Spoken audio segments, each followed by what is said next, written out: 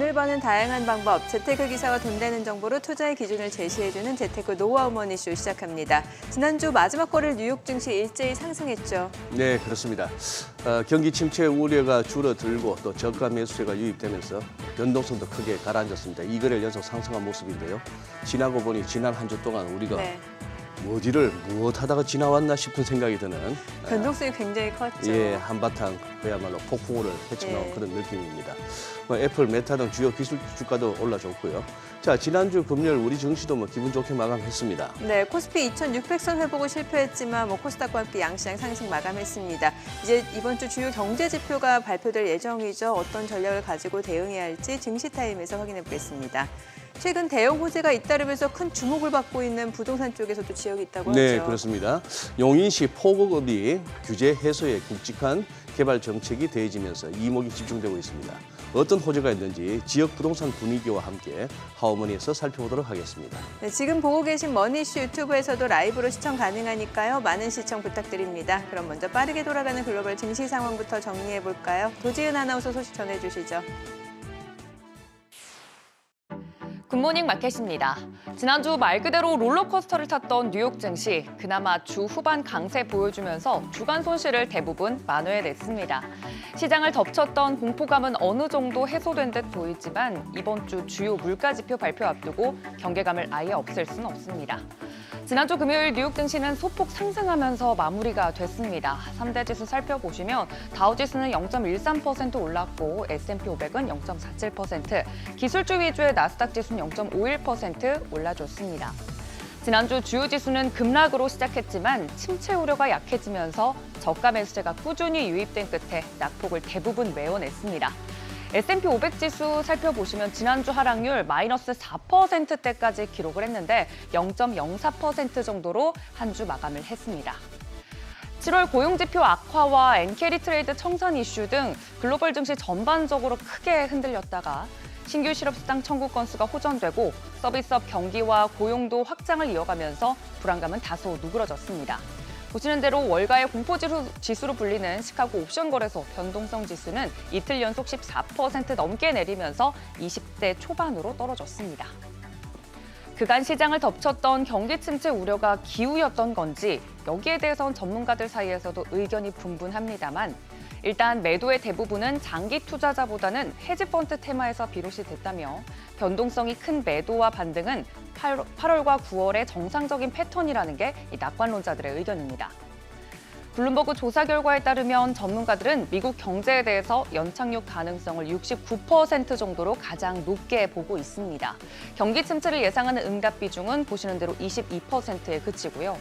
연준 인사들도 최근 경제 지표에 대해서 고무적이라고 평가하면서 경제 상황이 안정적이라 향후 정책 방향을 평가할 시간적 여유가 있다고 말하기도 했습니다. 일본은행도 증시 변동성이 커지자 당분간 금리 인상에 나서지 않겠다고 밝혔고 경기 침체 우려도 잦아들면서 급격한 금리 인하 가능성도 줄었습니다. 확률적으로도 살펴보시면 9월 금리가 25bp 내릴 가능성 다시 50% 이상으로 올라왔습니다. 즉 시장은 50bp 인하보다 연준이 25bp 인하, 즉 베이비 컷을 순차적으로 할 것으로 전망을 변경하고 있습니다. 그간의 하락이 과도했다는 듯이 종목들도 올라줬습니다. M7 빅테크 종목들 대부분 상승세 타면서 오름세 주도를 해줬는데요. 워런 버핏이 보유 지분 약 절반을 2분기 중 매각했다는 소식에 출렁였던 애플, 다시 상승 흐름 타고 있습니다. 1.37% 올라줬고 마이크로소프트도 0.83%, 엔비디아 같은 경우에는 반대로 하락이 됐는데요. 잠시 뒤에 살펴보시고 알파벳은 0.95%, 아마존은 0.69% 올라줬습니다. AI 반도체 대장주 엔비디아는 그 전날 6%대 급등에 따른 차익 실현 여파로 0.21% 소폭 마감했습니다.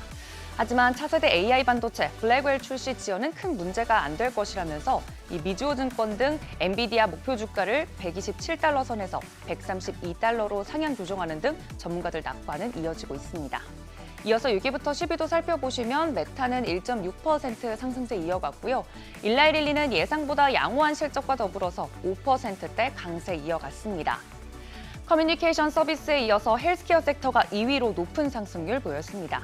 전체적으로 좀 정리를 해보면 대형 기술주들이 강세 보인 것에 비해서 반도체 종목군은 뚜렷한 모멘텀 없이 반등하지 못하고 상승폭이 축소되거나 하락 전환하는 등 변동성이 지속되는 모습 보였습니다. 한편 국제유가는 나흘 연속 상승했습니다. WTI 배럴당 76달러 선에, 브렌트유는 배럴당 79달러 선에 오르면서 거래 마쳤습니다. 경기 침체 우려가 사그라들면서 줄어들 것이라는 원유 수요 전망이 달라졌기 때문이죠. 어느 정도 진정된 듯 보이지만 언제든 변동성은 다시 커질 수 있습니다. 특히 이번 주 하이라이팅된 부분 좀 살펴보시면 생산자 물가지수 PPI와 소비자 물가지수 CPI 발표 앞두고 있습니다. 또 특히 15일에 발표되는 미국 소매 판매 지표도 주목이 됩니다. 이 미국의 소비력을 보여줄 수 있는 지표와 기업 실적 발표 예정인 만큼 시장의 경기 침체 우려 버튼이 또 눌리진 않을지 경계심 가지고 이번 주도 지켜보셔야겠습니다. 굿모닝 마켓이었습니다.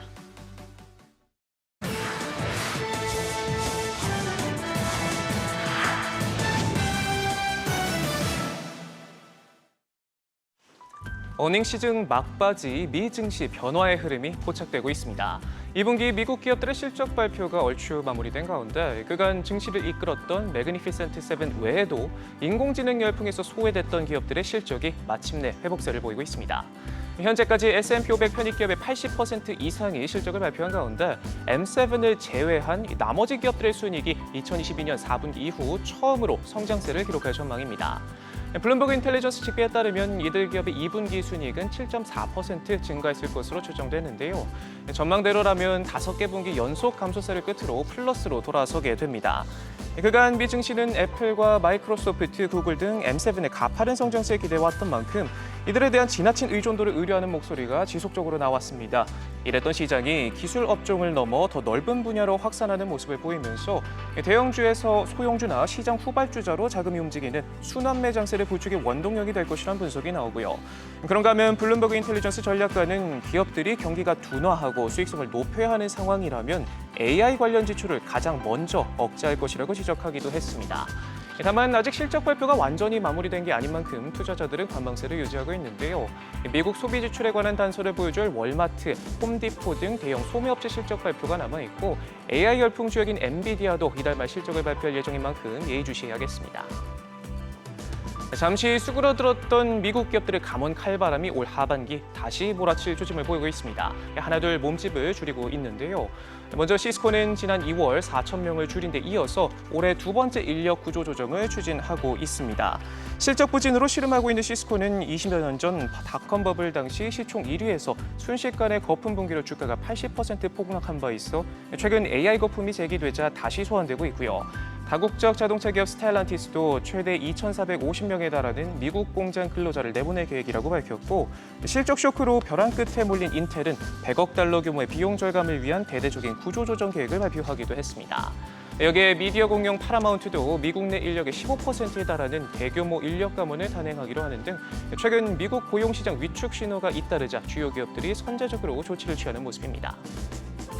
잠잠한가 싶었던 머스크 리스크가 다시금 부각되고 있습니다. 이번엔 미국 민주당 소속 엘리자베스 워런 상원 의원이 머스크를 겨냥하고 나섰는데요. 회사 자원 유용이 의심된다고 주장하면서 테슬라 이사회에 공식 조사와 관련 정보를 제공하길 요구했습니다. 워런 의원이 이사회 보낸 서한에는 테슬라가 엔비디아에서 구매한 AI 반도체 칩이 머스크가 소유한 X와 XAI에 먼저 배송됐다는 지난 6월의 보도를 언급하면서 기업 차원의 부정한 유용이 될 수 있다는 내용이 담겼습니다. 워런 의원은 머스크가 인공지능 스타트업인 XAI를 설립한 것 자체가 자체 AI를 개발 중인 테슬라와의 사이에서 피할 수 없는 이해 충돌이 될 수 있다고 지적하면서 아울러 테슬라 이사회가 회사를 감독하는 의무를 소홀히 해왔을 수 있다는 우려도 제기하면서 증권거래위원회나 다른 규제기관의 개입이 필요한지 여부를 파악할 수 있도록 관련 정보를 제출하라고 요구했습니다. 미래 모빌리티 격전지로 떠오른 중국의 로보택시 회사 위라이드가 미국 증시 상장을 코앞에 두고 있습니다. 이달 말 미국에서 첫 기업 공개에 나섰는데요. 뉴욕 증권거래소 혹은 나스닥 상장을 목표로 최대 5억 달러를 조달할 것으로 예상됩니다. 위라이드의 기업 가치는 최근 51억 달러, 우리 돈 7조 원으로 평가될 만큼 세계 7개국 30개 도시에서 자율주행 연구개발과 운영을 위한 견고한 기반을 갖췄다는 점에서 높은 점수를 얻고 있는데요. 자율주행 로보택시뿐만 아니라 미니 로보버스부터 자율주행 화물트럭인 로보밴, 자율주행 청소 차량인 로보스위퍼, 그리고 첨단 지능형 주행 솔루션 등을 보유하고 있습니다. 싱가포르에선 자율주행 미니 로봇버스로 실제로 승객들을 실어 나르기 시작했는데 세계 유일하게 중국과 미국, 아랍에미리트, 싱가포르에서 자율주행 면허를 보유한 기업으로서 글로벌 영향력을 갖췄다는 평가를 받고 있습니다. 지금까지 글로벌 비즈였습니다. 지난주 금요일 이슈가 있었던 업종 살펴보는 기업 이슈 시간입니다. 지난 금요일 우리 시장은 미국발 훈풍에 힘입어 큰 폭으로 올랐던 가운데 현재 시간 8일 기준 엔비디아 주가가 6% 넘게 급등하자 국내 반도체 기업 주가도 살아났습니다. 이번 급등은 미국 노동부가 발표한 고용지표가 예상치를 하회하면서 경기 침체에 대한 우려가 크게 줄어들자 나왔습니다. 이로 인해 엔비디아뿐만 아니라 AMD, 브로드컴, 마이크론 테크놀로지 등 대부분의 반도체 기업들이 6% 내외의 상승을 기록하자 반도체 관련 종목으로 구성된 필라델피아 반도체 지수도 7% 가까이 급등했습니다.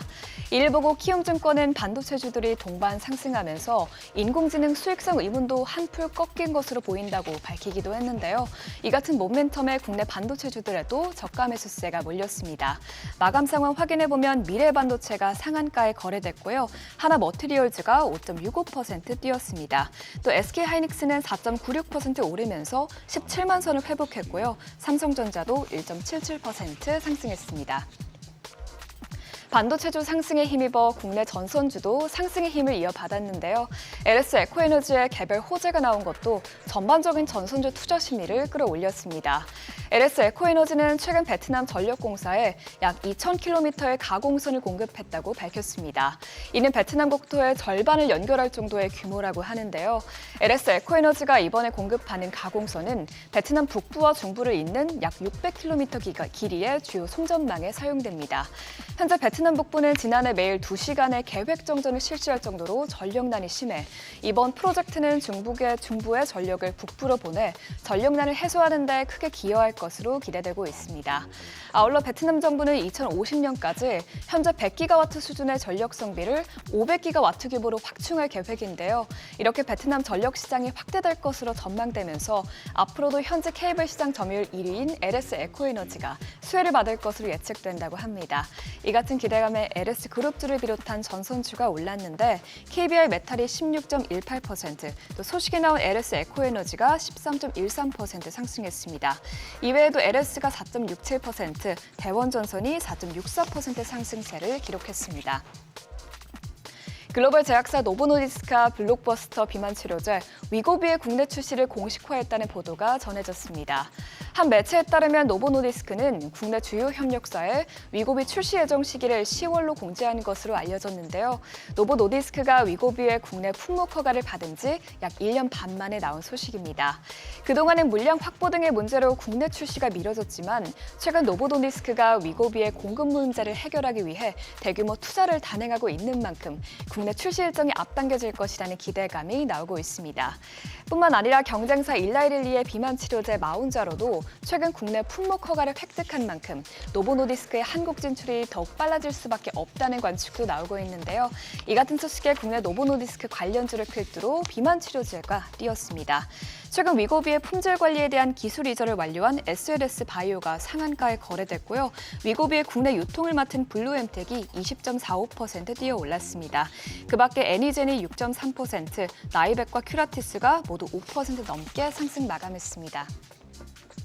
한화큐셀이 미국 정부로부터 2조 원에 달하는 자금 지원 승인을 받아냈습니다. 미국 에너지부의 금융 지원은 조건부로 이뤄졌지만 한화큐셀은 조건을 충분히 충족할 수 있다는 입장으로 전해졌습니다. 이번 대출 승인으로 한화큐셀은 미국 조지아주에 짓고 있는 태양광 복합 생산단지 솔라허브 건설에 속도를 낼 전망인데요. 한화큐셀은 솔라허브를 통해 북미 최초 태양광 밸류체인을 완성할 예정이라고 합니다. 또한 이번 대출 승인이 더욱 의미를 가지는 이유는 미국 정부로부터 사업 구조와 수익성을 인정받았다라고 해석될 수 있기 때문인데 미국 에너지부 산하 대출 프로그램 사무국은 미국 내에서 더 많은 밸류체인을 확보하게 됐다면서 이번 대출의 의미를 설명했습니다. 이 같은 소식에 국내 태양광 관련주도 함께 들썩였는데 대주전자재료가 10.93%, 하나솔루션이 10.35% 뛰었고요. 또 나노신소재와 SDN이 8%대 상승세를 나타냈습니다. 또 그 밖에 SK이터닉스가 7.26% 올랐습니다. 지금까지 지난주 금요일 이슈 살펴봤습니다. 참고하셔서 오늘 장 투자에 도움되시길 바랍니다.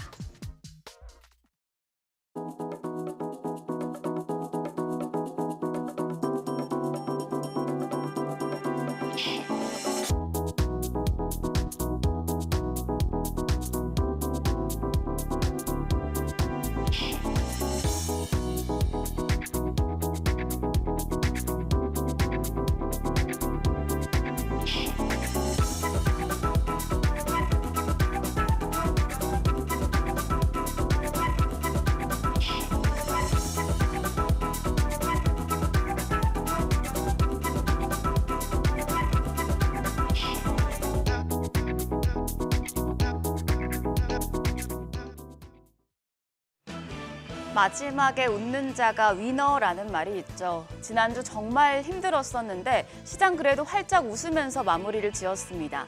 지난주 월요일 시장이 폭락하며 한치 앞도 모를 정도였는데 그래도 월요일 종가 대비해서 한 70% 정도 만회하면서 어느 정도 안개는 거친 상황입니다.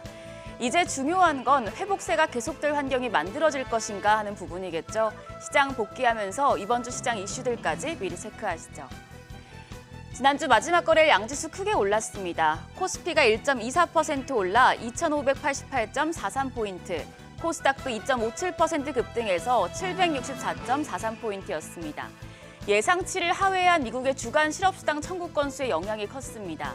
사실 이 지표는 매주 나오는 것이지만 시장의 미국 경기 민감도가 높아진 만큼 주간 지표에도 큰 반응을 보인 것으로 해석됩니다. 양시장에서 2,050개가 넘는 종목이 일제히 올랐고 또 시장 세력을 가늠할 수 있는 20일 ADR이 80에서 90% 수준까지 꽤 많이 올라서 과매도권은 벗어난 것으로 보입니다. 수급 상황입니다. 유가증권시장 뚜렷한 방향성이 확인되진 않았습니다만 외국인과 기관이 오랜만에 매수로 방향을 튼 부분은 굉장히 다행입니다. 외국인 시간의 거래까지 봤을 때 17억 원 매수 우위로 6거래일 만에 사자 포지션이었고요. 기관도 347억 원 순매수하면서 7거래일 만에 시장에 자금을 다시 넣었습니다. 개인만 376억 원 매도 우위를 기록했습니다. 코스닥 시장에서도 외국인과 기관의 짱끌이 매수세가 연출됐습니다. 외국인이 508억 원 순매수하면서 3거래일 만에 매수 우위를 나타냈고 기관도 745억 원 사자세로 지수의 상승을 부추겼습니다. 개인만 홀로 1,214억 원어치 팔아치웠습니다. 시가총액 상위 종목 마감가 확인하시죠. 유가증권 시장 8개 종목이 올랐습니다. 특히 반도체 투톱 상대적으로 상승폭이 컸는데요. 삼성전자가 1.77% 올라서 74,700원, SK하이닉스 4.96% 급등해서 17만 1,500원이었습니다. SK하이닉스는 5거래일 만에 17만 원 선 회복했습니다. 앞서 필라델피아 반도체 지수가 6.89% 가까이 오른 데다가 TSMC 7월 매출액과 판매 가격 인상 소식이 시장에 호재로 작용을 했습니다. 더불어서 LG에너지솔루션이 0.3%대, 현대차가 2.75%, 포스코홀딩스가 2% 넘는 상승세 시현했고요. 또 더불어서 기아까지도 오름세 나타냈습니다. 반면에 너무 많이 오른 피로감에 삼성바이오로직스와 KB금융은 각각 1.44%, 0.36% 하락했습니다. 코스닥 시장에서도 리가캠바이오를 제외한 9개 종목이 일제히 올랐습니다. 특히 에코프로 형제가 급등을 했는데요. 에코프로 BM이 7.69% 시세를 냈고 에코프로도 7% 가까이 올라서 9만 원 선 회복했습니다. 이동채 전 에코프로 회장이 광복절 특별 사면에 포함됐다는 소식이 전해지며 오너 부재 리스크가 일단락될 것이란 기대감이 커진 영향이었습니다. 2차 전지 전해질 기업인 엔캠도 5% 넘게 상승했습니다. 더불어서 헬스케어 섹터도 좋았는데요. 알테오젠이 1.68%, HLB가 3.27% 강세, 셀트리온 제약도 오름세였습니다. 보톡스 관련주인 휴젤은 1% 가까이 올랐고 또 피부 미용기기 업체인 클래시스 1.42% 플러스권이었습니다. 환율은 급락했습니다. 증시 위험 요인이 좀 사그라들면서 달러 대비 원화 환율 주식시장 정규장 마감 시간 기준으로 12원 60전 내리면서 1,364원 60전에 거래를 마쳤습니다. 이후에 자연된 흐름을 보이면서 이제 다 넘어가 볼까요? 환율을 보면 외환시장 마감 시간 봤을 때 1,360원대가 지지가 됐고요. 이후에 역외 환율 같은 경우에 1,360원 20전에 거래를 마쳤습니다. 오늘 외환시장 1,360원 중반선에서 출발할 가능성이 크겠습니다. 증시 위험 요인으로 꼽히는 미국의 침체 우려, 그리고 엔화 강세에 따른 엔캐리 트레이드 청산 걱정이 조금은 사그라들면서 시장이 점차 안정을 찾아가고 있습니다. 폭락분을 조금씩 만회하고 있는 만큼 이번 주 시장 회복세를 연장시켜줄 만한 이벤트들이 나와야 할 텐데요. 이번 주 우리 시장은 주요 경제 지표와 기업들의 실적을 예의주시할 것으로 보입니다. 이제 목요일에 광복절로 하루 쉬어가는데 시장이 가장 중요하게 보고 있는 미국의 7월 소비자 물가 지수 CPI가 수요일 밤에 나옵니다. 그래서 미국의 7월 CPI와 소매 판매 산업 생산, 그리고 또 중국의 7월 소매 판매와 산업 생산, 일본의 2월 GDP 예비치까지 확인할 수가 있는데 이 부분들이 모두 금요일장에서 반영이 될 것으로 보입니다. 그 그 전까지는 좀 확인하고 가겠다는 심리가 강할 수가 있겠는데요. 오늘은 우리 시장 MSCI 분기 리뷰 결과가 발표됩니다. 편입되는 종목들에는 패시브 자금 유입이 기대되고 있습니다. 또 정부의 전기차 배터리 종합대책 회의 결과도 나오는데 배터리 섹터에 영향을 줄 수 있겠습니다. 2분기 실적 발표도 계속됩니다. 오늘은 크래프톤과 서울반도체, LX홀딩스 등이, 내일은 한화생명과 JYP엔터, CJ제일제당, CJ시푸드 등의 실적을 공개하고요. 수요일엔 메리츠 금융지주와 현대해상, 삼성화재, DB손해보험 등이 2분기 실적을 공개합니다. 호실적을 내거나 성장성이 돋보이는 기업들은 더욱 주목받을 수 있으니 이 부분도 체크하시죠. 한편 지난주 마지막 거래일 시간외 거래에서는 엠폭스 관련주가 강했습니다. 원숭이 두창으로 불리는 엠폭스가 아프리카 지역에 다시 창궐하면서 세계보건기구가 보건 경계 태세를 다시 선언할지 검토하기로 했다는 소식 때문이었는데요. 관련해서 미코바이오메드와 신풍제약, 오상자이엘, 현대바이오 등이 올랐습니다. 이런 흐름 오늘 장까지 이어질지 지켜보시죠. 격동의 한 주를 잘 마무리하고 이제 새로운 한 주의 시작입니다. 이번 주 시장을 흔들 경제 지표들이 주 후반에 많이 몰려있는 만큼 주 초반에는 대기 심리가 강할 수 있겠는데요. 기업들의 실적 그리고 코로나19 같은 테마성 재료들 체크하시면서 시장 준비하시죠. 지금까지 어제장 오늘장이었습니다.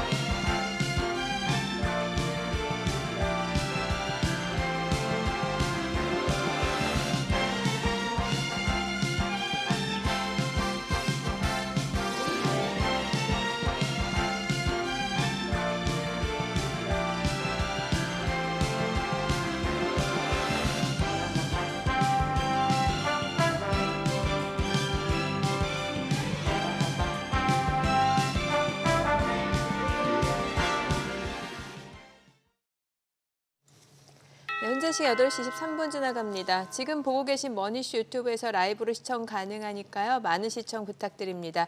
그리고 다양한 정보 원하시는 분들은 카카오톡 채널에서 크존 검색하셔서 친구 추가하시기 바랍니다. 앞서 격동의 한 주다라는 표현을 썼잖아요. 네. 우리 캐스터가. 그런데 참 딱 맞아 들어가는 표현이다라는 생각이 드는 게 예. 뭐 지난주 보면은 경기 침체 이슈로 뭐 쌈의 법칙 얘기 나왔었고 여기 뭐 중동 지정학적 리스크는 상대적으로 조금 뒤처지긴 했습니다만 그래도 여전히 또 산재에 있던 악재였던 것 같고 그죠. 여기다 엔캐리 트레이드 청산 공포까지 있었잖아요. 그러니까요. 예. 지난주 월요일이 칼렌더로는 8월 5일 날 우리 뭐 시청자분들도 차트 이렇게 확인하시겠습니다만 다 똑같습니다. 미국 나스닥도 네. 나스닥 이전에 니케이부터 우리 월요일 날 그야말로 짱대 연봉이 나오고 뭐 큰 그게 나왔죠. 폭락이 나왔다가 그거 이렇게 화수 목금 이렇게 해서 결국 니케이 보니까 월요일 날 12.4% 폭락을 했다가 주간으로 그냥 2.46% 하락으로 낙폭 많이 줄였고 네. 나스닥은 뭐 주간으로 마이너스 0.18%니까 거의 살짝 밀린 거고 월요일 날은 6.36% 나스닥이 그렇게 네. 급락을 했다가 그런 상황이죠. 우리 코스피도 마찬가지입니다. 그냥 뭐 10.8일 처음에 시작할 때 그렇게 했던 우리 한국이 이제 마이너스 3.28% 그렇게 하긴 했습니다만 이제 그러면은 이제 한곰이 넘었나 싶은 상황에서 이번 주를 맞는 거죠. 참 이번 주도 그런데 PPI, CPI 뭐 많더라고요. 물가지표 소매 있잖아요. 판매니 뭐니. 예. 예. 생산의 물가지수, 소비자 물가지수. 그래 뭐 월요일마다 정리해 주신 우리 송 대표님 이번 주 또 어떻게 또 전략을 짜주실지 네, 궁금합니다. 바로 예, 모셔보겠습니다. 네. 디멘전 투자자문 투자부문 송재경 대표님 함께합니다. 어서 오세요. 대표님. 안녕하세요. 예. 뭐 제가 일단 뭐 한번 수치는 한번 점검을 해드렸습니다만 네. 지난주 우리 송 대표님은 소감이 어떠셨어요? 이게 차라리 지난 주말에, 예. 그러니까 어제 그제 주말 말고 한 주 전 주말에 휴가를 갔으면 그리고 일주일간 저기 그 통신 안 되는 데 가서 8월 2일이 금요일인데 예. 그때 아예 그냥 휴가를 가서 예, 한 주간 그냥 안 보고 있다가 와이파이도 안 터지는데 네, 와서 폰도 이제 안 터지는데 와서 그래서 이제 어제 집에 도착해서 열어봤으면 아무 일도 없었던 그렇죠. 예. 네. 일주일이 딱 그랬어요. 예. 그런 이제 정말로 그랬는데 그만큼 변동성이 사실은 월요일 날 변동성은 참 예. 역대급이었거든요. 역대급이에요. 네. 예. 저도 네. 그냥 2008년도 그 마지막 그 하락장을 봤었던 때 삼성전자 10% 예. 이상 빠지던 저 아직도 기억하는데 그때 금요일이었습니다. 그때 모두 여의도가 완전히 싸늘하게 식었던 그랬던 기회였는데 마치 월요일이 그랬었거든요. 그래서 그만 다행스럽게 어쨌든 반등을 이끌어내 준 건 좀 다행이다라고 생각을 하고요. 뭐 이따 논의하겠지만 다만 이렇게 대규모 지금 뭐 일본도 지금 지진으로 난리인데 예. 대규모 지진이 이렇게 있고 나면 그다음에 여진이 있잖아요. 그래서 그렇죠. 그 여진에 대해서 우리도 한번 계속 좀 체크해 볼 필요가 있겠다 말씀드리고 싶고 지금 큰 흐름은 우리가 지난 짧게는 연초 이후 길게는 한 2, 3년 동안 봤던 가장 큰 테마, 그러니까 1년 반 정도 큰 테마는 세 가지였습니다. 미국 경제는 영원할 거다. 뭐 계속 화랑을 부를 네. 거다. 네. 두 번째로 AI가 전 세계를 혁신해서 생산성을 높일 거다. 마지막으로 일본은 금리 안 올리고 엔화는 계속 약세를 보일 거다. 이 세 가지가 이제 글로벌 투자자들의 머릿속에 있었던 거거든요. 예. 근데 여기서 이제 지난주 2주간 확실하게 크게 변한 것 중에 하나가 일본이 일단은 배반을 때렸죠. 첫 번째로. 그다음에 그 배반을 때렸고 두 번째로는 AI에 대해서도 이제 이 사람들이 이전에는 제가 말씀드렸지만 그냥 AI만 말하면 좋았는데 이제는 AI로 돈 버는 거 보여줘 하고 이제 사람들이 네네. 의심을 갖기 시작했고 예. 이제 마지막 남은 거 아빠 미국 경기가 계속 좋을 거다에 대해서도 계속 이제 챌린징이 나오는 거. 이 세 가지가 결국은 지난 한 달간 시장을 크게 움직였던 거다.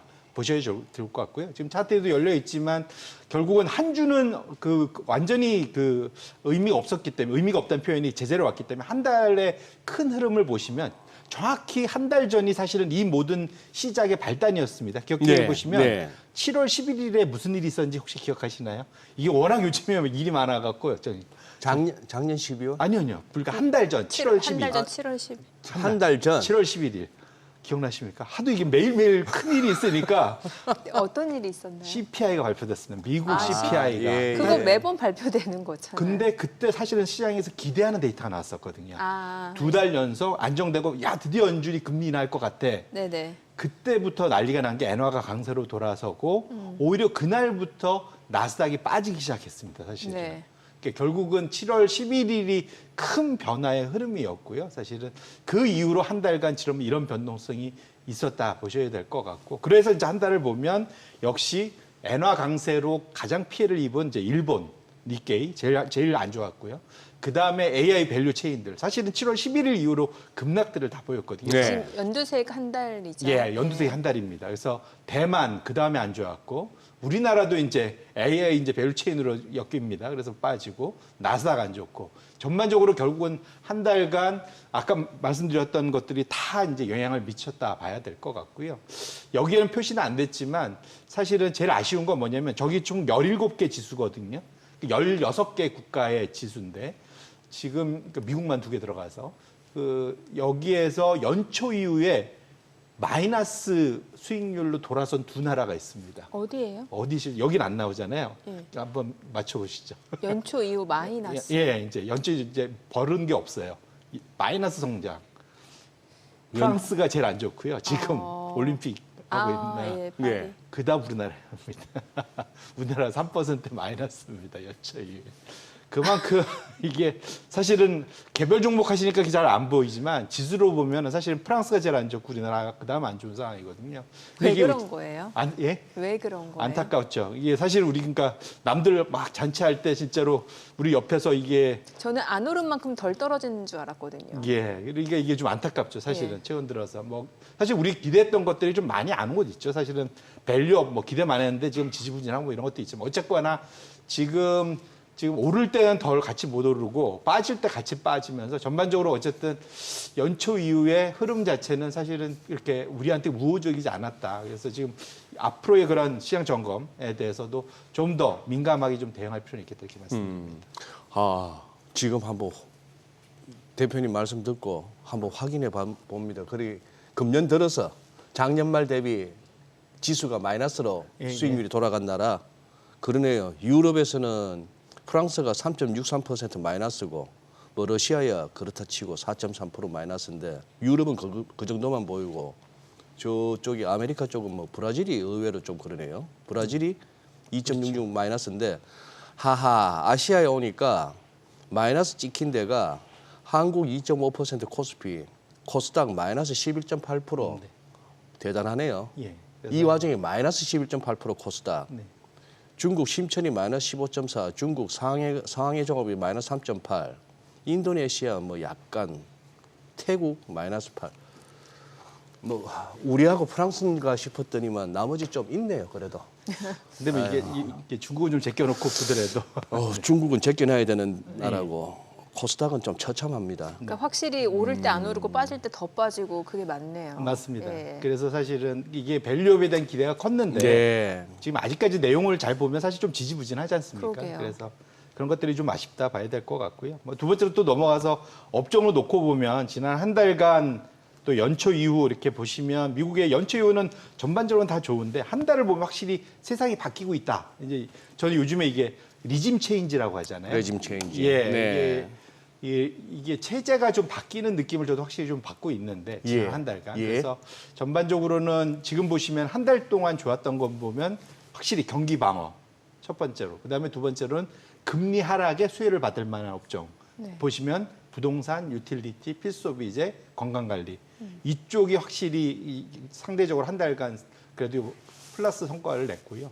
우측으로 가보시면 역시 기술이 그렇게 잘 나가던 이제 AI 기술이 빠지고 사실은 경기 소비재가 저 안에 들어 있습니다. 경기 소비재에도 빅테크, 테슬라 같은 거 아마존 들어 있긴 한데 그 외에 나머지 업종들 다 안 좋아요 전반적으로. 미국의 지금 재량 소비, 경기 소비 쪽이 다 안 좋거든요 지금. 2분기 실적 발표하면서 필수 소비재는 느낌이 오는데 경기 소비재는 어떤 겁니까? 예, 대표적으로 거기에 보면 에어비앤비, 아하. 힐튼 호텔, 디즈니 아. 뭐 이런 뭐 회사 레저 있잖아요. 쪽이라든지. 그다음에 예. 룰루레몬 같은 예. 그런 예. 패션 뭐 알겠습니다. 이런 거. 그러니까 내가 꼭 없어도 안 되는데 아하. 내가 돈 있으면은 즐기려고 하는 것들. 네네. 그러니까 여행, 패션, 그다음에 항공사들도 최근 들어서 가격 인하하고 그렇죠. 지금 이 핫한 시즌에 가격을 인한다는 공석들이 생겨서 음. 그러다 보니까 경기 소비가 저기 전반적으로 좀 빠지고 있고요. 통신 서비스가 그나마 버텼는데 그 안에 있는 뭐 메타나 구글이나 여기도 뭐 근데 거기보다는 통신이 그나마 버틴 거 극적으로 진짜 통신 서비스. 아, 우리 따지면 SKT, KT 같은 네. 거. 진짜 방어주. 예. 그들이 그나마 한 달간 좀 버텨줬거든요. 플러스를 냈습니다. 그래서 지금 통신 서비스가 경기 소비나 정보 기술, 빅테크 많은 데들보다 그만 낫었다. 결론적으로는 확실히 한 달간 아까 말씀드렸던 지난 1년 반 시장을 쫙 끌어왔던 그런 미국의 경기는 영원할 거야, AI가 모든 걸 바꿀 거야, 일본은 절대 금리 안 올 거야. 이 세 가지가 다 지금 그 가정이 흔들리고 있다는 것이 지난 한 달간 나타난 미국 업종에서 나타나는 수익률 변화다. 이렇게 보셔야 될 것 같습니다. 그 전에는 보면은 또 빅테크 대형 IT 섹터가 좀 쉬어갈 때 러셀 2000 중소형주들이 좀 선방하는 모습이었는데 실제로 어땠나요?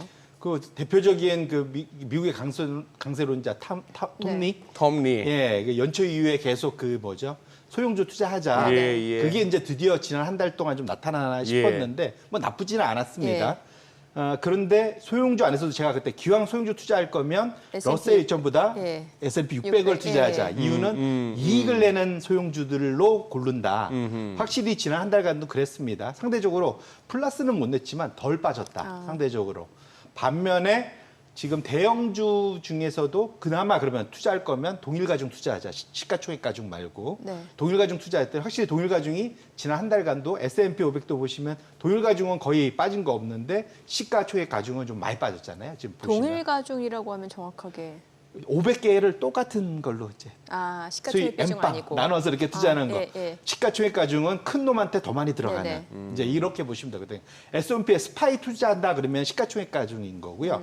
저게 RSP라고 하는데 이걸 이제 투자하면 동일로 나눠서 네. 그러니까 소위 말하는 1등 기업인 애플에 투자하는 마이크로소프트에 투자하는 거나 저 아래에 있는 작은 기업에 투자하는 거랑 똑같이 비중을 예. 똑같이 하는 이런 개념으로 보시면 될 것 같아요. 예. 그러니까 완전 똑같지는 않지만 어쨌거나 네. 그런 식으로 간다는 걸 보시면 동일 가중으로 투자하는 게 훨씬 더 나아지는 모습. 그러면 확실히 이제 주마가편이라고 잘 가던 놈들만 예. 잘 가던 시장이 바뀌고 있다. 아하. 이게 또 다른 이제 레짐 체인지를 쏠림 현상이 좀 완화된다. 그렇죠. 그래서 적어도 여기서 보면 적어도 이제 그 빅테크 위주로 투자하는 것에서 좀 벗어나서 그나마 연착륙에 대한 기대는 아직 있다. 그게 왜냐하면 소형주가 이 한 달 장세에서 버텼던 것이 거기에 있다 이렇게 보셔야 될 것 같습니다.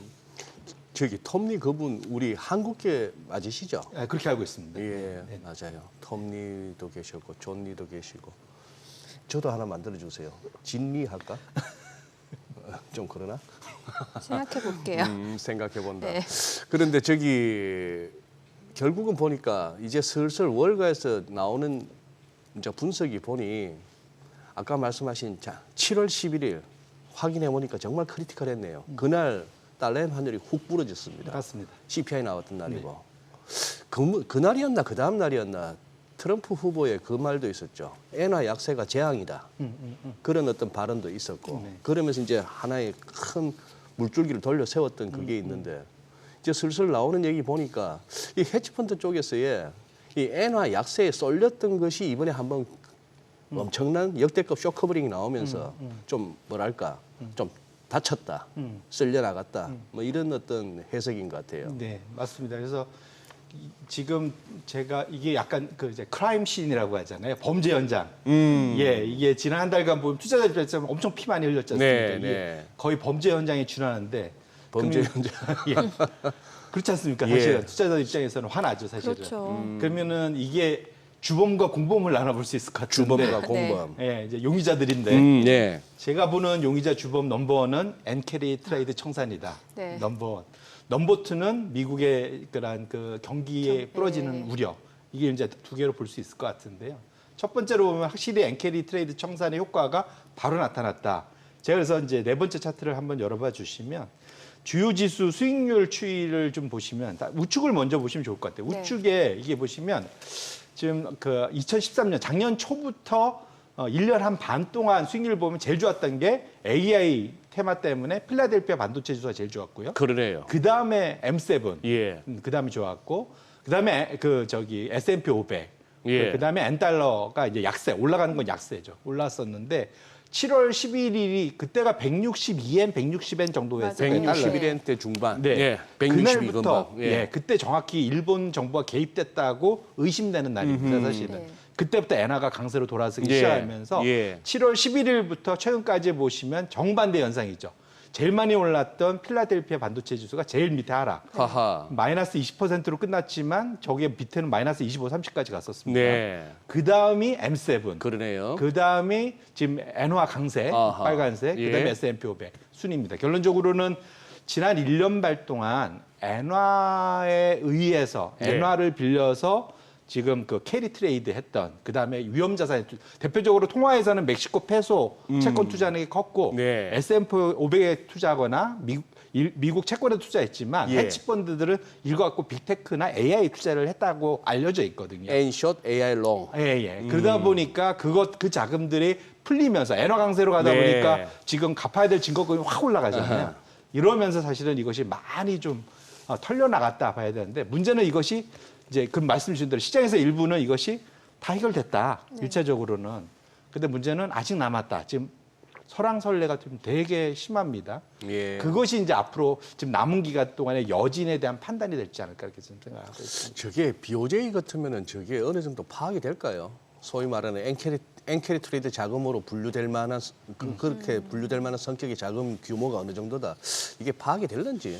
그래서 저도 지금 열심히 그걸 찾고 있는데 네. 일단 이게 그 코끼리 장님 만지는 장님이 코끼리 만지는 느낌. 예. 네. 장님이 코끼리 만지는 상황인데 대략적으로 지난 주말에 재미있는 트윗이 있었습니다. 신현송 박사라고 신 박사님. 네. 유명하신 분이죠. 지금 플린스턴대 경제학 교수도 하셨고 지금 BIS 계시죠. 전에 수석이 조사국장도 하시고 지금은 이제 여세지에서 고문하고 뭐 네, 이렇게 네, 계시는데 네. 그분이 트윗을 올렸는데 네. 좋은 그러한 그 근거 같은 걸 대주시더라고요. 예. 결론이 뭐냐면 지금 시장에서 일부는 지금 엔화 대출, 외국인들이 배운 엔화 대출 금리만 놓고 보면 2,700억, 900억 달러밖에 안 됩니다. 글쎄, 그 정도 얘기도 나오더라고요. 규모가 네, 되게 네, 작은데 네. 이분의 주장은 그거 말고 외국인들이 갖고 있는 엔화 표시 자산 예. 그거를 BIS에서 체크해 보면 1조 달러 정도 되고요. 1조 달러. 예, 이건 또 눈에 보이는 거고 이거보다 더 큰 게 있다. 부의 자산이라고 부의 거래라고 FX 스왑. 예, 그러니까 소위 이제 서로 다른 통화 간에 거래하는 게 있지 않습니까? 이건 파생 거래이기 때문에 그 부회죠. 장부에 나오지 안 않죠. 나오죠. 그 규모가 얼마냐면 14조 달러라는 겁니다. 도대체 그러면 어떻게 됩니까? 1조 달러하고 14조 달러 이 사이 갭이 큰데요. 어마어마하게 큰 네. 거죠, 사실은. 그렇기 때문에 사실은 근데 이게 아까 제가 장님 코끼리 만진다는 얘기가 그 규모가 얼만큼 어디 흘러가는지 알 수가 없다라는 거죠, 사실은. 그렇기 때문에 지금 여진이 있을 수 있다 말씀드리는 그래서 거고. 일경 얘기도 나오는구나. 그렇죠. 하하, 네. 그래서 지금 아직 확인할 수 없는데 예. 그러면 이거 지금 우리가 소위 그 비상업용 예. 네. 그 엔화 숏 포지션이 많이 이번 한 달 사이에 많이 좀 줄어들었거든요. 예. 그 흐름을 놓고 보시면 그 다음 차트가 이제 여기 있습니다. 지금 파란색 차트가 뭐냐면 아래로 내려가니까 엔화의 숏 포지션이었어요.